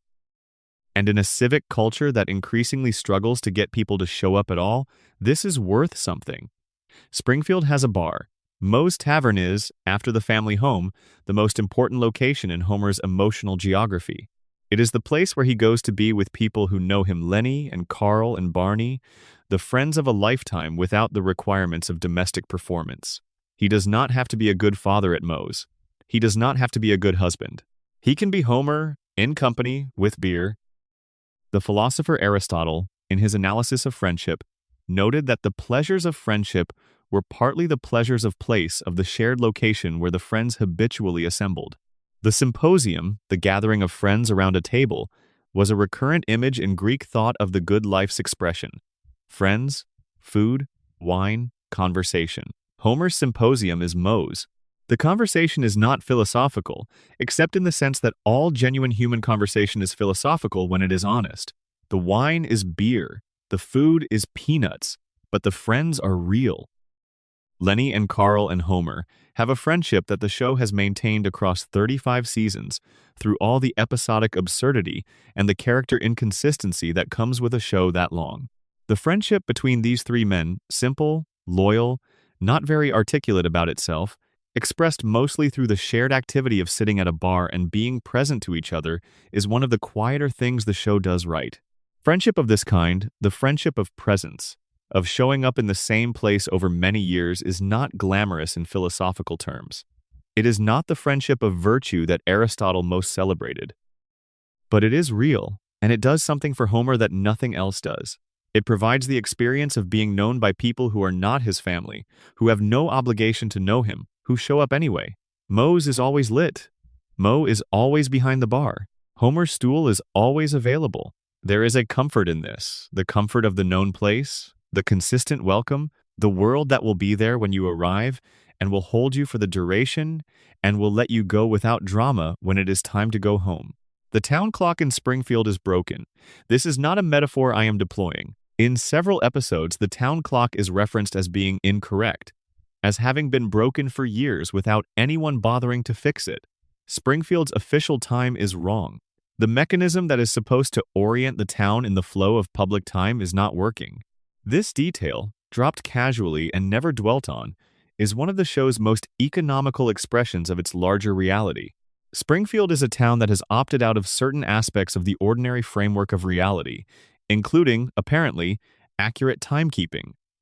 The clock is broken. Nobody fixes it. Everybody continues. This is Springfield's philosophy. The clock is broken. We continue.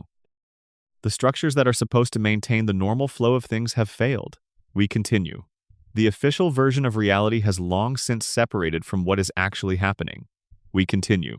Homer continues. He does not fix the clock. He probably does not notice the clock, but he continues. Morning after morning, episode after episode, within a town whose official orientation to time is incorrect, and this does not, has never, prevented him from finding his way home. The night in Springfield is blue? This is an aesthetic choice the show makes, and it makes it consistently. The nighttime scenes in Springfield have a particular blue cast, the color of a sky that is entirely dark above and still faintly lit at the horizon, the color of a night that is neither threatening nor completely peaceful, but somewhere between the color of ordinary nights in ordinary towns when the day has ended, and the people inside the houses are doing what people inside houses do. Homer is inside the house in this blue night. The television casts its particular light on the living room. The couch receives him. Somewhere above, Marge is asleep or reading. The children are wherever children go at the end of the episodes of their lives. The blue night holds everything. It will be morning again. The plant will be there. Burns will not know Homer's name. The boulder will be at the bottom of the hill. Homer will go. And when the day is done, the night will be blue again, and the couch will be waiting, and the family will be somewhere in the house, and this will be enough. This will always have been enough. Extended meditation. Lisa, the philosophy of being ahead of your time. Lisa Marie Simpson is 8 years old. She has been 8 years old for 35 years. She plays the alto saxophone with a proficiency that exceeds what 8-year-olds typically achieve after years of practice, let alone a child who has had no formal lessons beyond what the show occasionally depicts. She reads voraciously. She thinks carefully. She forms and defends positions with a rigor that would not embarrass a graduate student, and she does this while living in a house with Homer and Bart, which is its own particular philosophical education. Lisa is the show's conscience.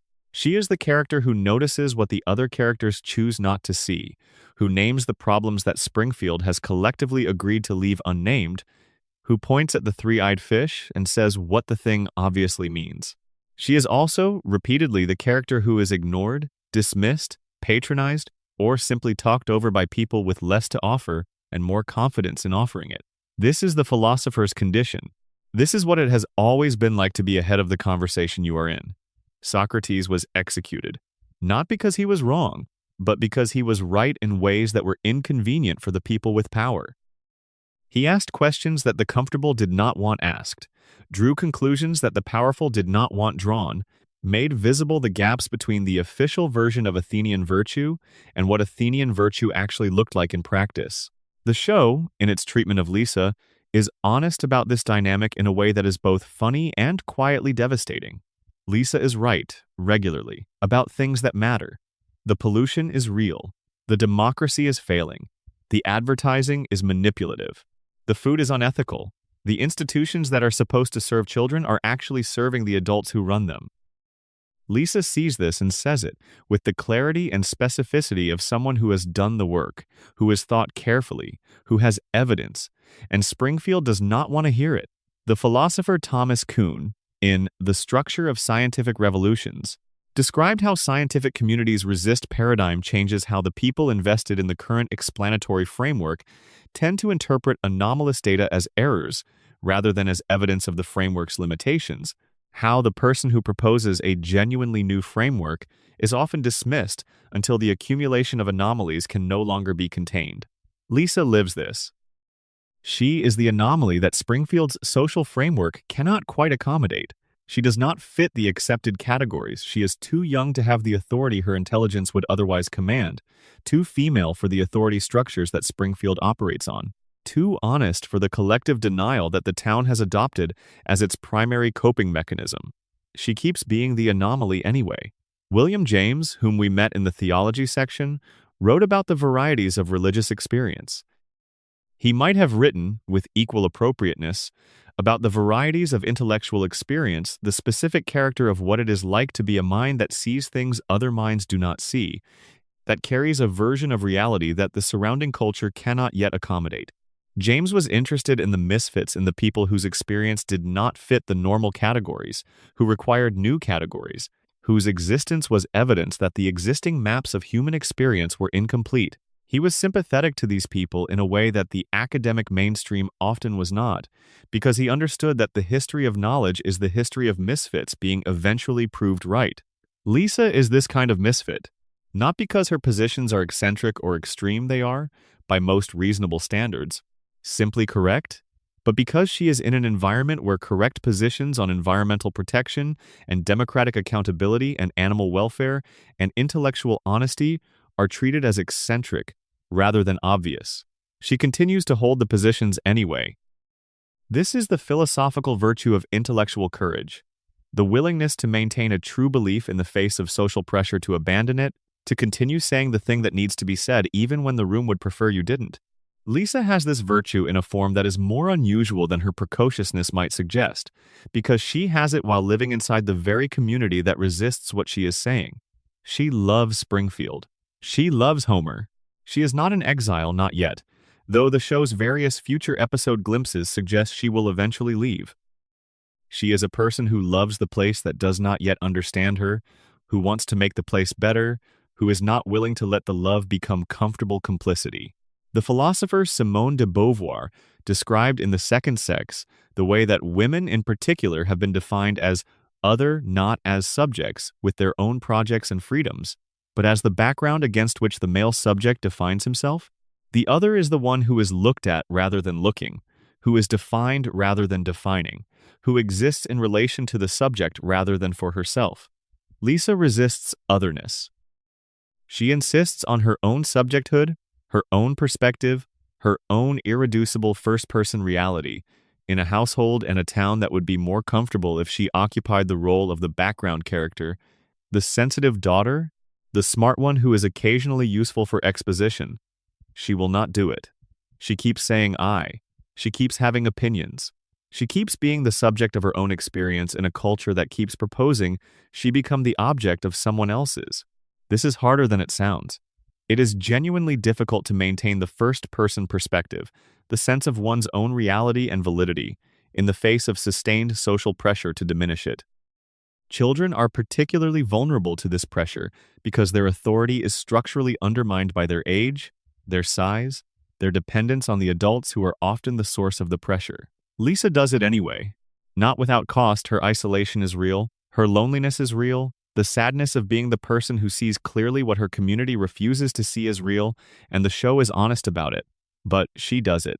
There is a moment in an episode about the Springfield Public Library losing its funding where Lisa goes to the library with the energy of someone going to a church. She moves through the stacks with a reverence that is not performed. She is genuinely moved by the accumulated knowledge in the room, by the presence of the books, by the specific kind of possibility that a library represents.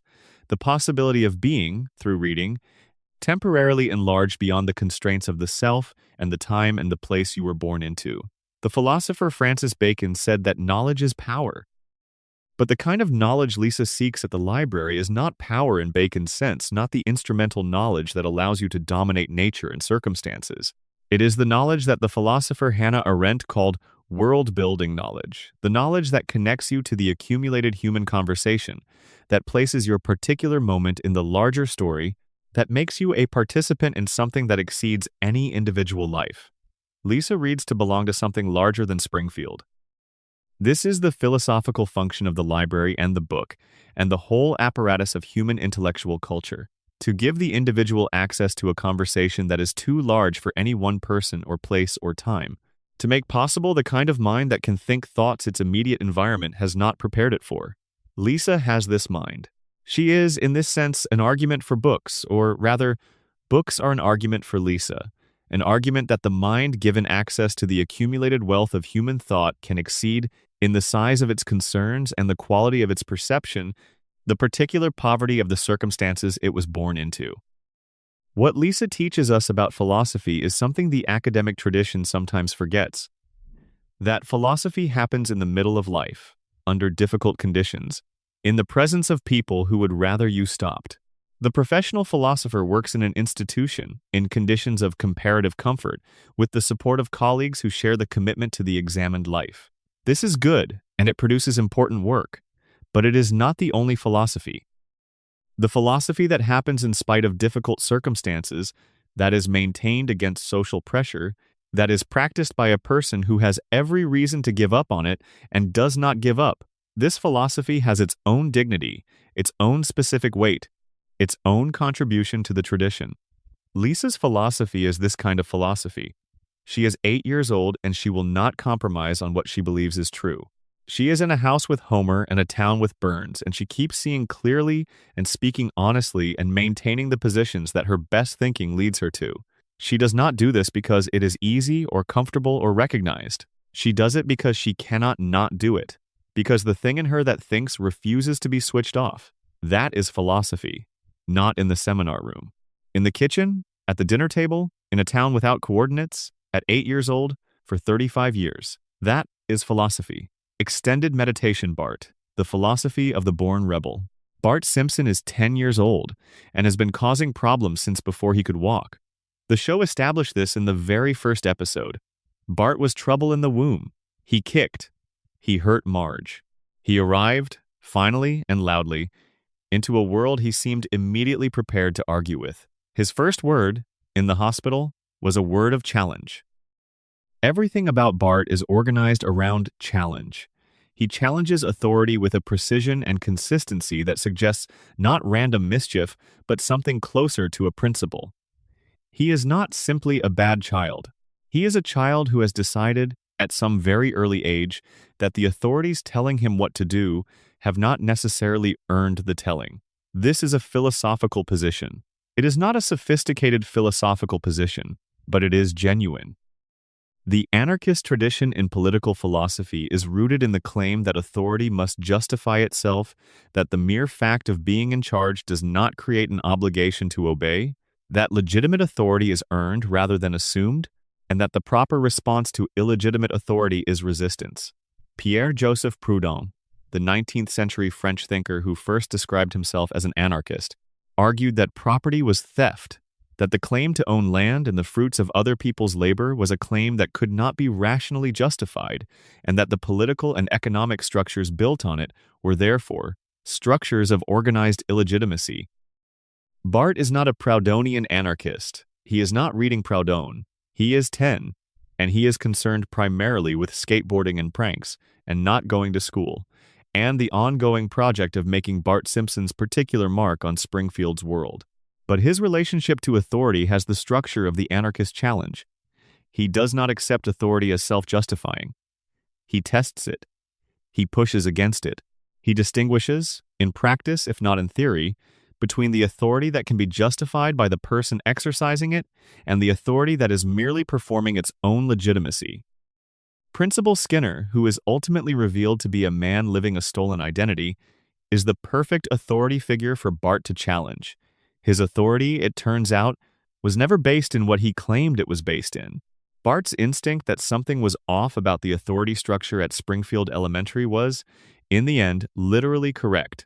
The philosopher Paulo Freire, in Pedagogy of the Oppressed, argued that traditional education was a form of what he called banking, a process in which the teacher deposits knowledge into the passive student, who receives and stores it without questioning, analyzing, or transforming it.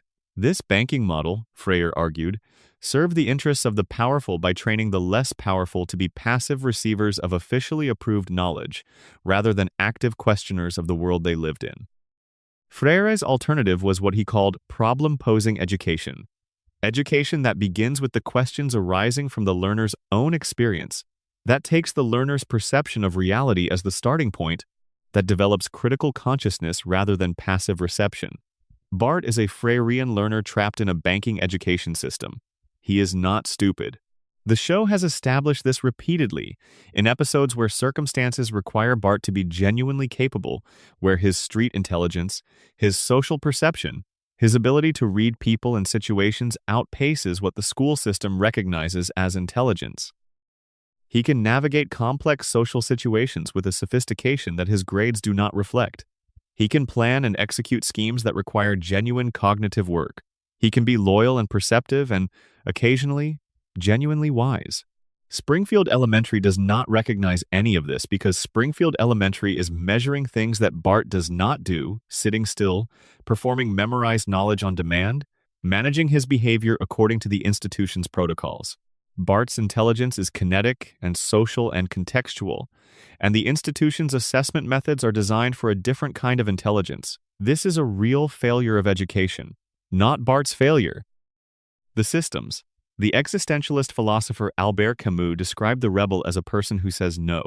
In The Rebel, one of his major philosophical works, Camus traced the history of rebellion from individual acts of refusal to the large revolutionary movements of the 19th and 20th centuries. His interest was in what gave the rebel act its meaning, what separated genuine rebellion from mere destruction. His answer was that rebellion presupposed a value. You say no to something because you are saying yes to something else. The slave who refuses the master's command is not simply refusing, they are asserting, in the refusal, a dignity that they will not let the command take away. The rebel is always, implicitly, a person with values, a person for whom something matters enough to risk the consequences of saying no. Bart says no, repeatedly and enthusiastically. He says no to Principal Skinner and to the educational system and to the expectations of authority figures and to the idea that the rules of Springfield are the rules of reality rather than the rules of the people who happen to be currently in charge. But what is Bart saying yes to? The show, in its best moments, has answered this. Bart says yes to loyalty. to the friends who are genuinely his friends, who he will defend even at cost to himself, to the particular pleasures of freedom, the skateboard, the open afternoon, the sense of being in the world on his own terms, to Homer in spite of everything, to the family, despite his performance of indifference to the family, to Springfield, which he antagonizes and belongs to in equal measure. Bart's rebellion is not nihilism. It is the rebellion of someone who cares enough about how things should be to be genuinely outraged when they are not. There is a recurring motif in the Bart episodes that is easy to miss because the show buries it in comedy, the motif of Bart's surprising capacity for genuine feeling. When Bart is genuinely moved when the situation has gotten past his defenses and reached whatever is underneath the performance of indifference, his face does something the rest of the time it doesn't do. The energy that is usually turned outward toward the next prank and the next escape turns inward. Something shows. The episode Bart's Dog Gets an F, where Santa's little helper is enrolled in obedience school and fails, and Bart is required to decide whether to give the dog away, shows this. Bart's relationship with Santa's little helper is, by the standards of Bart's ordinary emotional management, undefended. He loves the dog without irony, without qualification, without the protective layer of cool that he maintains against most things that matter. This is what Wordsworth called the spots of time, the moments in a life that have a disproportionate weight, that form the core of what the person is made of, that persist as the genuine self under all the performed self's constructions. Bart has spots of time. The dog is one. Homer is another, reached usually through difficulty, through the shared adventure or the shared failure that cracks the performance enough to reach what is underneath. The question of what Bart will become has been addressed in the show's flash-forward episodes. In Lisa's Wedding, set 20 years in the future, Bart is a twice-divorced wedding entertainer with a small business, a good relationship with his family, and evidence that the adult Bart has not changed as much as childhood rebellions might have suggested he is still warm, still not particularly successful by conventional measures, still more comfortable with people than with systems. This is, in its quiet way, the right outcome for the right character. Bart was never going to be an achiever in the system's terms, but he was also never going to be a person who did not care about the people in front of him. The rebel who grows up is not necessarily the revolutionary. Sometimes he is simply the person who found his way to a life that was genuinely his, outside the frameworks that tried to fit him in their categories and failed. Bart's future is not extraordinary, but it is his. What philosophy does not always acknowledge is the value of the person who will not cooperate. The cooperative person, the person who accepts the frameworks and works within them, is necessary. The institutions and structures that allow complex societies to function depend on widespread cooperation. But every framework also has its distortions, its exclusions, its convenient fictions that the fully cooperative person ends up sustaining simply by not questioning them. The person who will not cooperate, the Bart, the rebel, the troublemaker, does something for the community that the cooperative person cannot do. They mark the places where the framework is arbitrary, where the rules are self-serving, where the authority is performing legitimacy rather than possessing it. They are irritating. They are often wrong in their specific challenges even when their general instinct is right. They cause problems that did not need to be caused. But they are also, sometimes, the first to notice when something is genuinely wrong. The first to say something, even if what they say is only no, even if no is all they have. Bart has been saying no to Springfield for 35 years. Springfield is the richer for it, even when Springfield does not know this, even when Springfield is in detention because of it. Extended meditation time, repetition, and the loop that holds. We have been circling something all night, approaching it from different angles, and it is time to face it directly. The Simpsons does not move forward in time. Bart is 10 years old. Lisa is 8. Maggie is 1. Homer and Marge are somewhere in their mid-30s, as they were when the show began. The year changes around them, the technology, the cultural references, the political landscape all evolve episode by episode, but the characters remain fixed. They are suspended like insects in amber at the ages and circumstances of the show's first year. We have discussed this as a mystery, as a plot problem, as the target of various theories, the radiation theory, the coma theory that try to explain it from within the show's own logic. But let us approach it now as a philosophical fact rather than a mystery to be solved. The Simpsons is a show about a particular human configuration, This family, in this house, at these ages, and the show has decided that this configuration is too valuable to allow to change. It has pressed pause on the natural process of time and held the configuration in place. This is, in philosophical terms, a choice about what deserves preservation. The philosopher Walter Benjamin, writing in the early 20th century, was fascinated by what he called the dialectical image, the moment when the past and the present collide, when something from history becomes suddenly electrically relevant to the present, when the flash of recognition across time illuminates both moments. Benjamin was also fascinated by children's toys, by old photographs, by the material traces of the past that survive into the present as evidence of lives that were lived and are now over. He was attuned to the melancholy of impermanence, to the way that time erases things that deserve to be kept. The Simpsons is Benjamin's dream. It is a machine for the preservation of the dialectical image for holding the American family of the late 20th century in a form that can be returned to again and again as the world changes around it. The flash of recognition that viewers feel when they return to The Simpsons is exactly Benjamin's flash, the past becoming suddenly present, the preserved configuration offering something that the present on its own cannot. What is preserved? The family at a specific moment of American cultural history, the late 1980s and early 1990s, the particular configuration of suburban family life that existed before the internet rewired everything, before the economic disruptions of the following decades, before the specific anxieties of the present took their current shapes. The Simpsons holds this configuration, offers it back to us, and in offering it back performs a service that only fiction can perform. It gives us access to a past that we cannot return to, in a form that is still alive. The philosopher Søren Kierkegaard distinguished between two forms of repetition: repetition that moves forward and repetition that moves backward. Backward repetition is what Kierkegaard called recollection, the attempt to recover something that existed in the past, to return to what was. Recollection is, in Kierkegaard's account, impossible. As a genuine recovery, the past cannot be truly repeated, only mourned or idealized.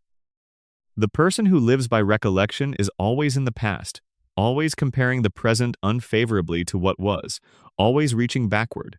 Forward repetition is something different, the deliberate choice to take up again, in the present, something that was previously experienced, not to recover the past, but to affirm the value of the experience in a new act of will. Forward repetition says, "This was worth doing, and it is worth doing again, not because it will be the same, but because its value is not exhausted by the first time." Every episode of The Simpsons is a forward repetition. The viewer returns to Springfield not to recover a past that is gone, but to affirm, in each return, that what is there is worth returning to. The family on the couch, Homer at the plant, Marge humming in the kitchen, these are not repetitions in the melancholy sense of failed recovery. They are repetitions in the affirmative sense. Yes, again, yes, still. Kierkegaard thought that forward repetition was the structure of religious faith, the believer who says yes to God not once, not in an initial conversion that is then finished, but repeatedly, in each moment, in the ongoing act of faithfulness that is not a single event but a practice, the repetition of yes. Every episode of The Simpsons is a repetition of yes.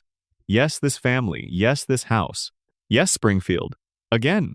There is a philosophical problem that has a technical name, the problem of persistence, which asks what makes a physical object the same object over time as it changes. The classic version is the ship of Theseus. If you replace every plank of a ship, one at a time, until none of the original planks remain, is it still the same ship? If you collect all the original planks and build a second ship from them, which ship is the real ship of Theseus? The Simpsons has its own version of this problem. The show of 1989 and the show of 2025 share a name, a family, a house, a town, and a set of character relationships. But the animators have changed, the writers have changed, the cultural context has changed, the technical quality of production has changed, and large parts of the show's particular sensibility, the specific voice of the early seasons have changed so thoroughly that many viewers insist the later show is not really The Simpsons, in the relevant sense, even as it continues under that name. What makes the show the same show? The philosopher David Lewis argued that objects persist through time, not by being the same thing in the strict sense, but by having temporal parts, by being extended through time, the way they are extended through space. The Simpsons of 1989 and The Simpsons of 2025 are different temporal parts of a single extended entity, the way the left half and the right half of a table are different spatial parts of a single object. On this view, the early seasons and the later seasons are not competing claims to be the real Simpsons.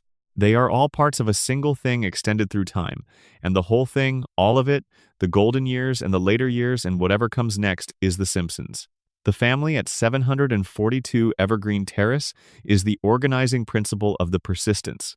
Homer and Marge and Bart and Lisa and Maggie are the constants around which the temporal parts cohere. As long as they are on the couch together at the end of the episode, it is The Simpsons.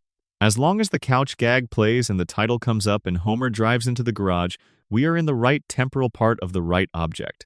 The family is the ship. The planks can change. The ship persists. What do you do with a loop? This is the question that the floating timeline ultimately poses. The characters cannot age, cannot learn, cannot grow in the ways that characters in other kinds of stories grow. The same configuration must be maintained because the story requires it. Every reset, every return to the baseline, is not failure but fidelity.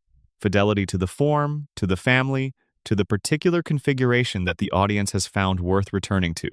The philosopher Friedrich Nietzsche proposed, in The Gay Science, a thought experiment he called the eternal recurrence. Imagine that your life will be repeated, exactly as it is, infinitely many times. Everything that has happened will happen again. Every moment of joy and every moment of suffering, every choice and every accident will recur in exactly the same way, forever. Nietzsche meant this as a test. The person who encounters this thought and feels horror, who finds the idea of eternal repetition unbearable, is the person whose life, examined honestly, is not one they would choose again. The person who encounters this thought and feels something like joy, who can say yes to the eternal return of their specific life with all its contents, this person has achieved the amor fati, the love of fate, that Nietzsche thought was the highest affirmation of existence. Homer, subjected to the eternal recurrence test, would almost certainly not be horrified. Not because his life is perfect. It is not perfect. It is a mess, regularly, in specific and recurring ways. But because the life contains the things that make it worth saying yes to the family, the couch, the cold beer, the Springfield sky doing something improbable at sunset, Homer, being asked to live this life again, exactly as it is, would probably make the sound he makes when something pleases him and say yes. The loop is his yes. 35 seasons of yes. It is very late now, or very early. The distinction is becoming less important. Springfield is asleep. The clock that tells the town's official time is still wrong, as it has been for years, as it will presumably continue to be. The power plant hums on its hill. Burns is in his estate, receiving whatever weekly maintenance keeps him alive for one more week. Homer is on the couch. He will wake up. He will drive to the plant.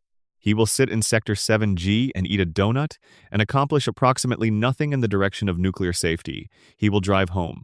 He will eat what Marge has made and be grateful for it in the wordless way he is grateful for things.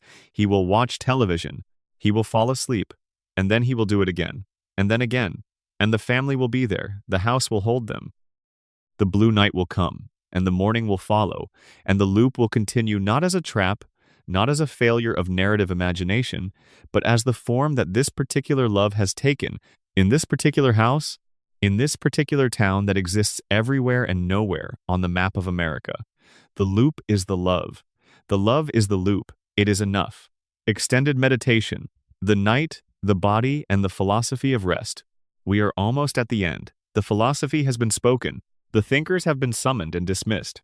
Plato and Aristotle and Heidegger and Camus and Frankfurt and Weil and de Beauvoir and Ricoeur and Gramsci and Csikszentmihalyi and Thoreau and Marcus Aurelius and Epicurus and Benjamin and Kierkegaard and Nietzsche have all made their appearances, made their arguments, and found, in Homer Simpson's yellow and improbable life, something worth arguing about.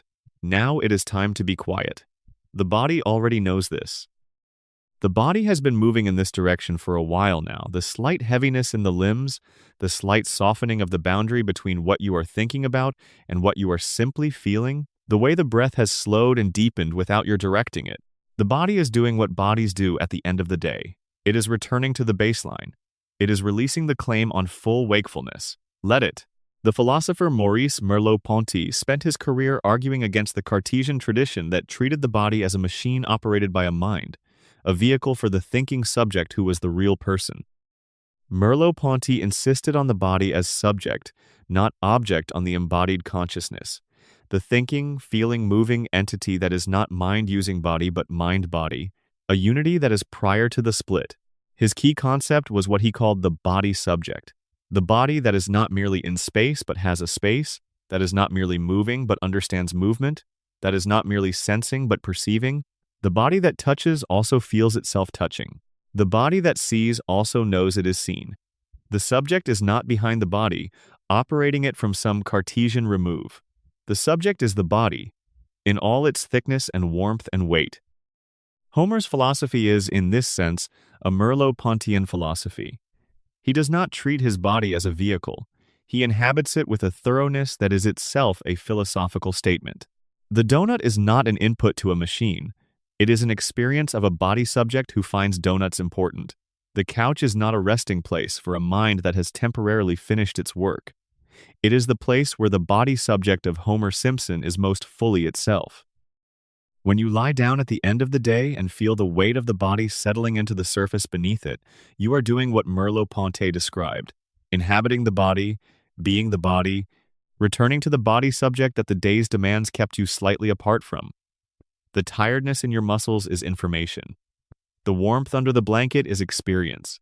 The darkness behind your closed eyes is not absence but its own kind of presence, a softer, less demanding presence that the waking day's bright edges cannot provide. The philosopher and neuroscientist Antonio Damasio, in his book The Feeling of What Happens, argued that consciousness is not primarily a function of abstract thought, but of the body's ongoing representation of its own states. What we experience as the self, Damasio argued, is the feeling of the body feeling the continuous, mostly unremarked process of the body monitoring its own condition and representing that condition to itself. Sleep is not the absence of this process. It is a different mode of it. The sleeping body continues to monitor, continues to regulate, continues the vast majority of the biological work that maintains life. What changes is the mode of representation, the way the body's states become available to whatever remains of consciousness during sleep. Dreams are the sleeping body's way of representing its states to itself. Not always accurately, not always in ways that make immediate sense, but genuinely the anxiety in the dream is real anxiety. The pleasure in the dream is real pleasure. The world of the dream is strange, but it is generated by the same body subject that navigates the waking world. Homer's dreams, in the episodes where they are depicted, are often not that different from his waking life. He eats in his dreams. He pursues schemes in his dreams. His family appears. This is either a function of his cognitive limitations, he cannot generate more complex dream content than his waking life provides, or it is a sign that his waking life is, in its fundamentals, very close to what he would choose if he could choose anything. The dream Homer wants what the waking Homer wants. They are not in conflict. This is its own kind of peace. The Stoic philosopher Epictetus divided the world into two categories: things in our control and things not in our control. In our control, our opinions, our impulses, our desires, our aversions. Not in our control, our bodies, our reputations, our possessions, the actions of other people. The wise person, in Epictetus's account, invests their energy in what is in their control and releases attachment to what is not. Before sleep is one of the best times to practice this division. The things not in your control, the outcomes of tomorrow's uncertain events, the behavior of other people, the state of the world are not yours to carry to sleep. They will be there in the morning, in whatever state the morning brings them. Your carrying them through the night does not improve them. It only deprives you of rest. The things in your control, your orientation toward what the morning brings, your commitment to the people you love, your intention to show up and do the thing, these are the things worth keeping. And they do not require vigilance through the night.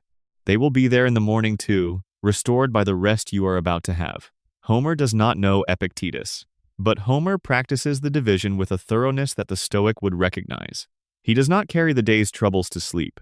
He does not rehearse tomorrow's difficulties in the small hours. He sleeps completely, with the confidence of someone who has correctly understood that the night is for the night and the morning will take care of itself. The Stoics worked for this. Homer was born there. There is, in the physics of sound, a phenomenon called resonance. When a vibrating body, a tuning fork, a violin string, a bell vibrates at a particular frequency, nearby objects that share that frequency will begin to vibrate too. The vibration passes from one object to another not through contact but through the medium of the air, through the shared frequency. A story resonates in the same way. The frequency of Homer's life, its rhythm of showing up and failing and loving and returning and showing up again, touches a frequency in the listener, not because the listener's life is the same as Homer's, but because the frequency is one that the listener's life is also vibrating at somewhere in the parts of the day that are not performance and not strategy, but simply the ongoing fact of being this person in this life, making these choices. The resonance is what makes you care about a cartoon family in a town that does not exist. The resonance is what makes you feel, in watching them return to the couch at the end of the episode, something that is quieter than laughter but goes deeper than it. Recognition, warmth, the feeling of being accompanied, not alone in the loop. The night holds you, right now, in the specific and unrepeatable version of itself that is this night, this moment, this darkness. Tomorrow's night will be different. Last night's night is already gone, irretrievable, existing now only as whatever residue experience leaves in the body and the memory. This night is the only night. Homer would not put it this way.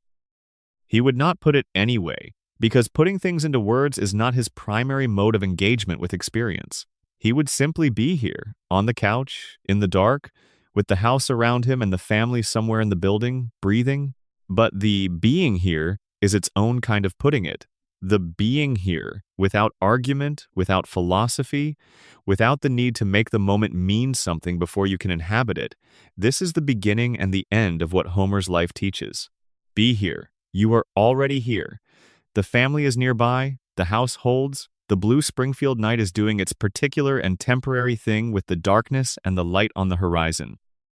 The breath comes in and goes out, and this is enough. It is always enough. It was always going to be enough. Sleep well. Homer already has. Coda everything we owe to the man on the couch. There is one more thing to say. The Simpsons has been on the air since the 17th of December 1989. 35 years, more than 700 episodes. More characters, more storylines, more jokes, more guest appearances, more cultural moments absorbed and refracted and sent back into the culture than any other animated series in history. It is the longest-running scripted primetime series in American television. It is, by the metric of sheer endurance, the most durable fictional family in the history of the medium. And at the center of all of it, the anchor, the through line, the constant variable around which everything else orbits is a man on a couch. Not a hero, not a sage, not a model of virtue or wisdom or the examined life.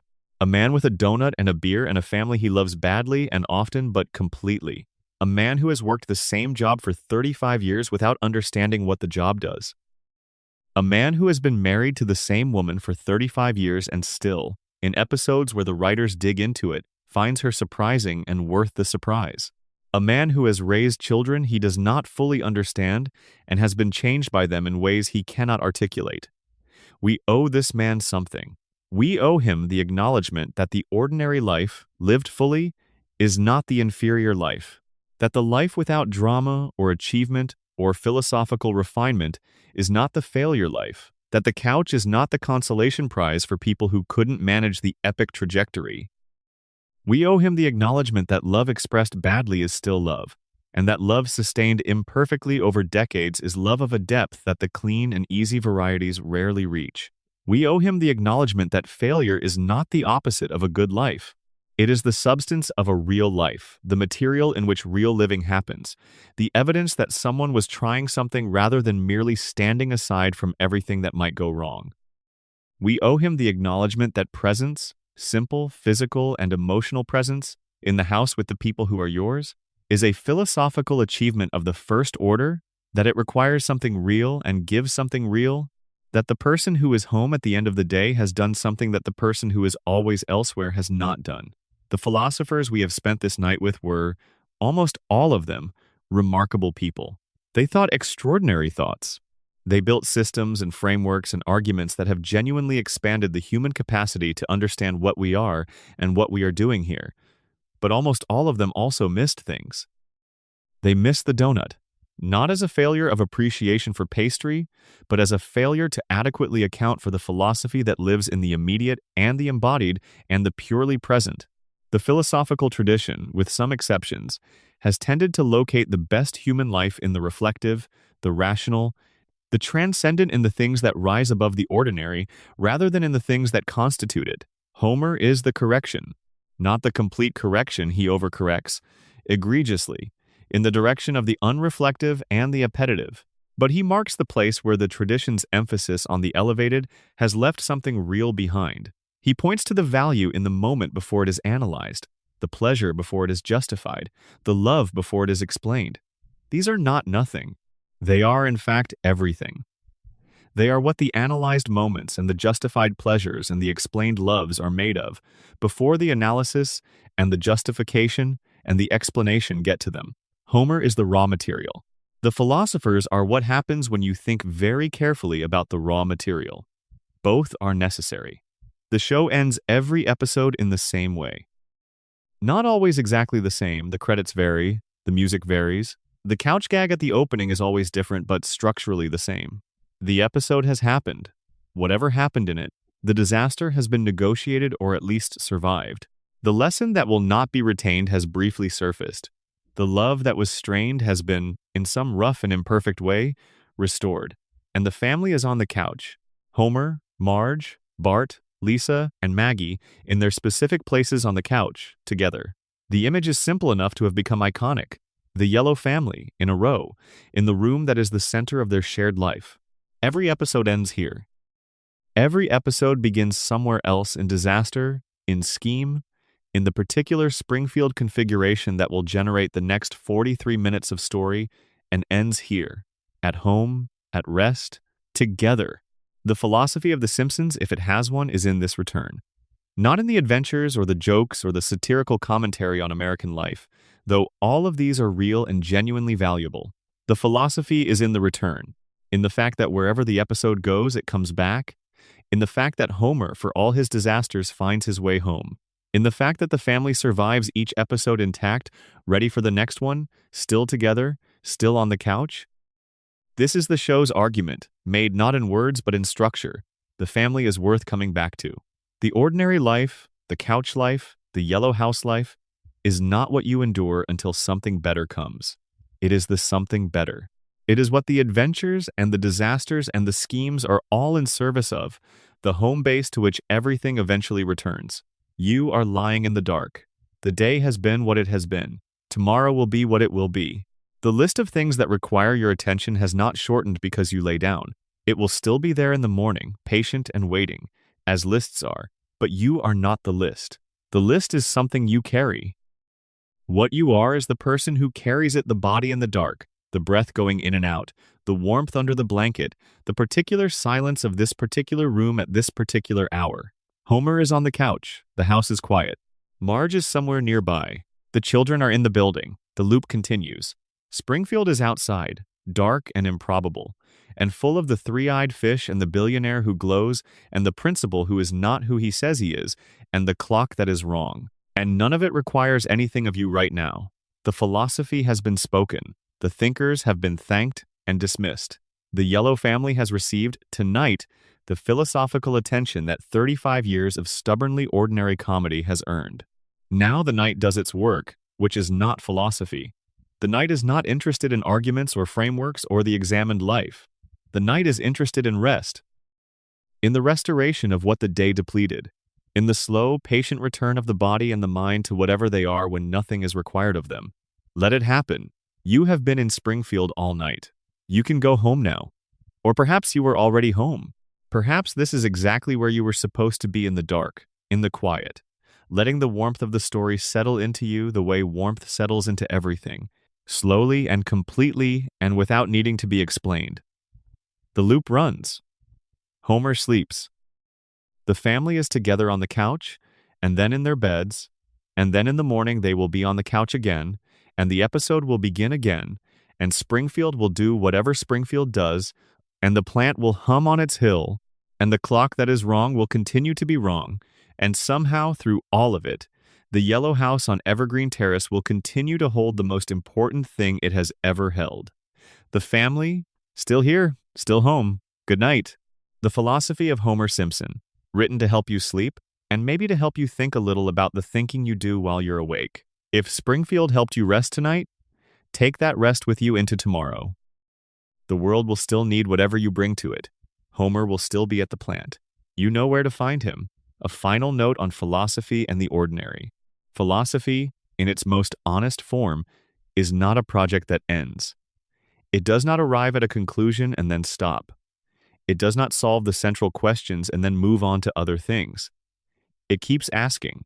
It returns to the same questions in different moods and different circumstances and finds each time that the questions are still open, that the answers are provisional, that the conversation is still going. Homer's life is this kind of open conversation with itself.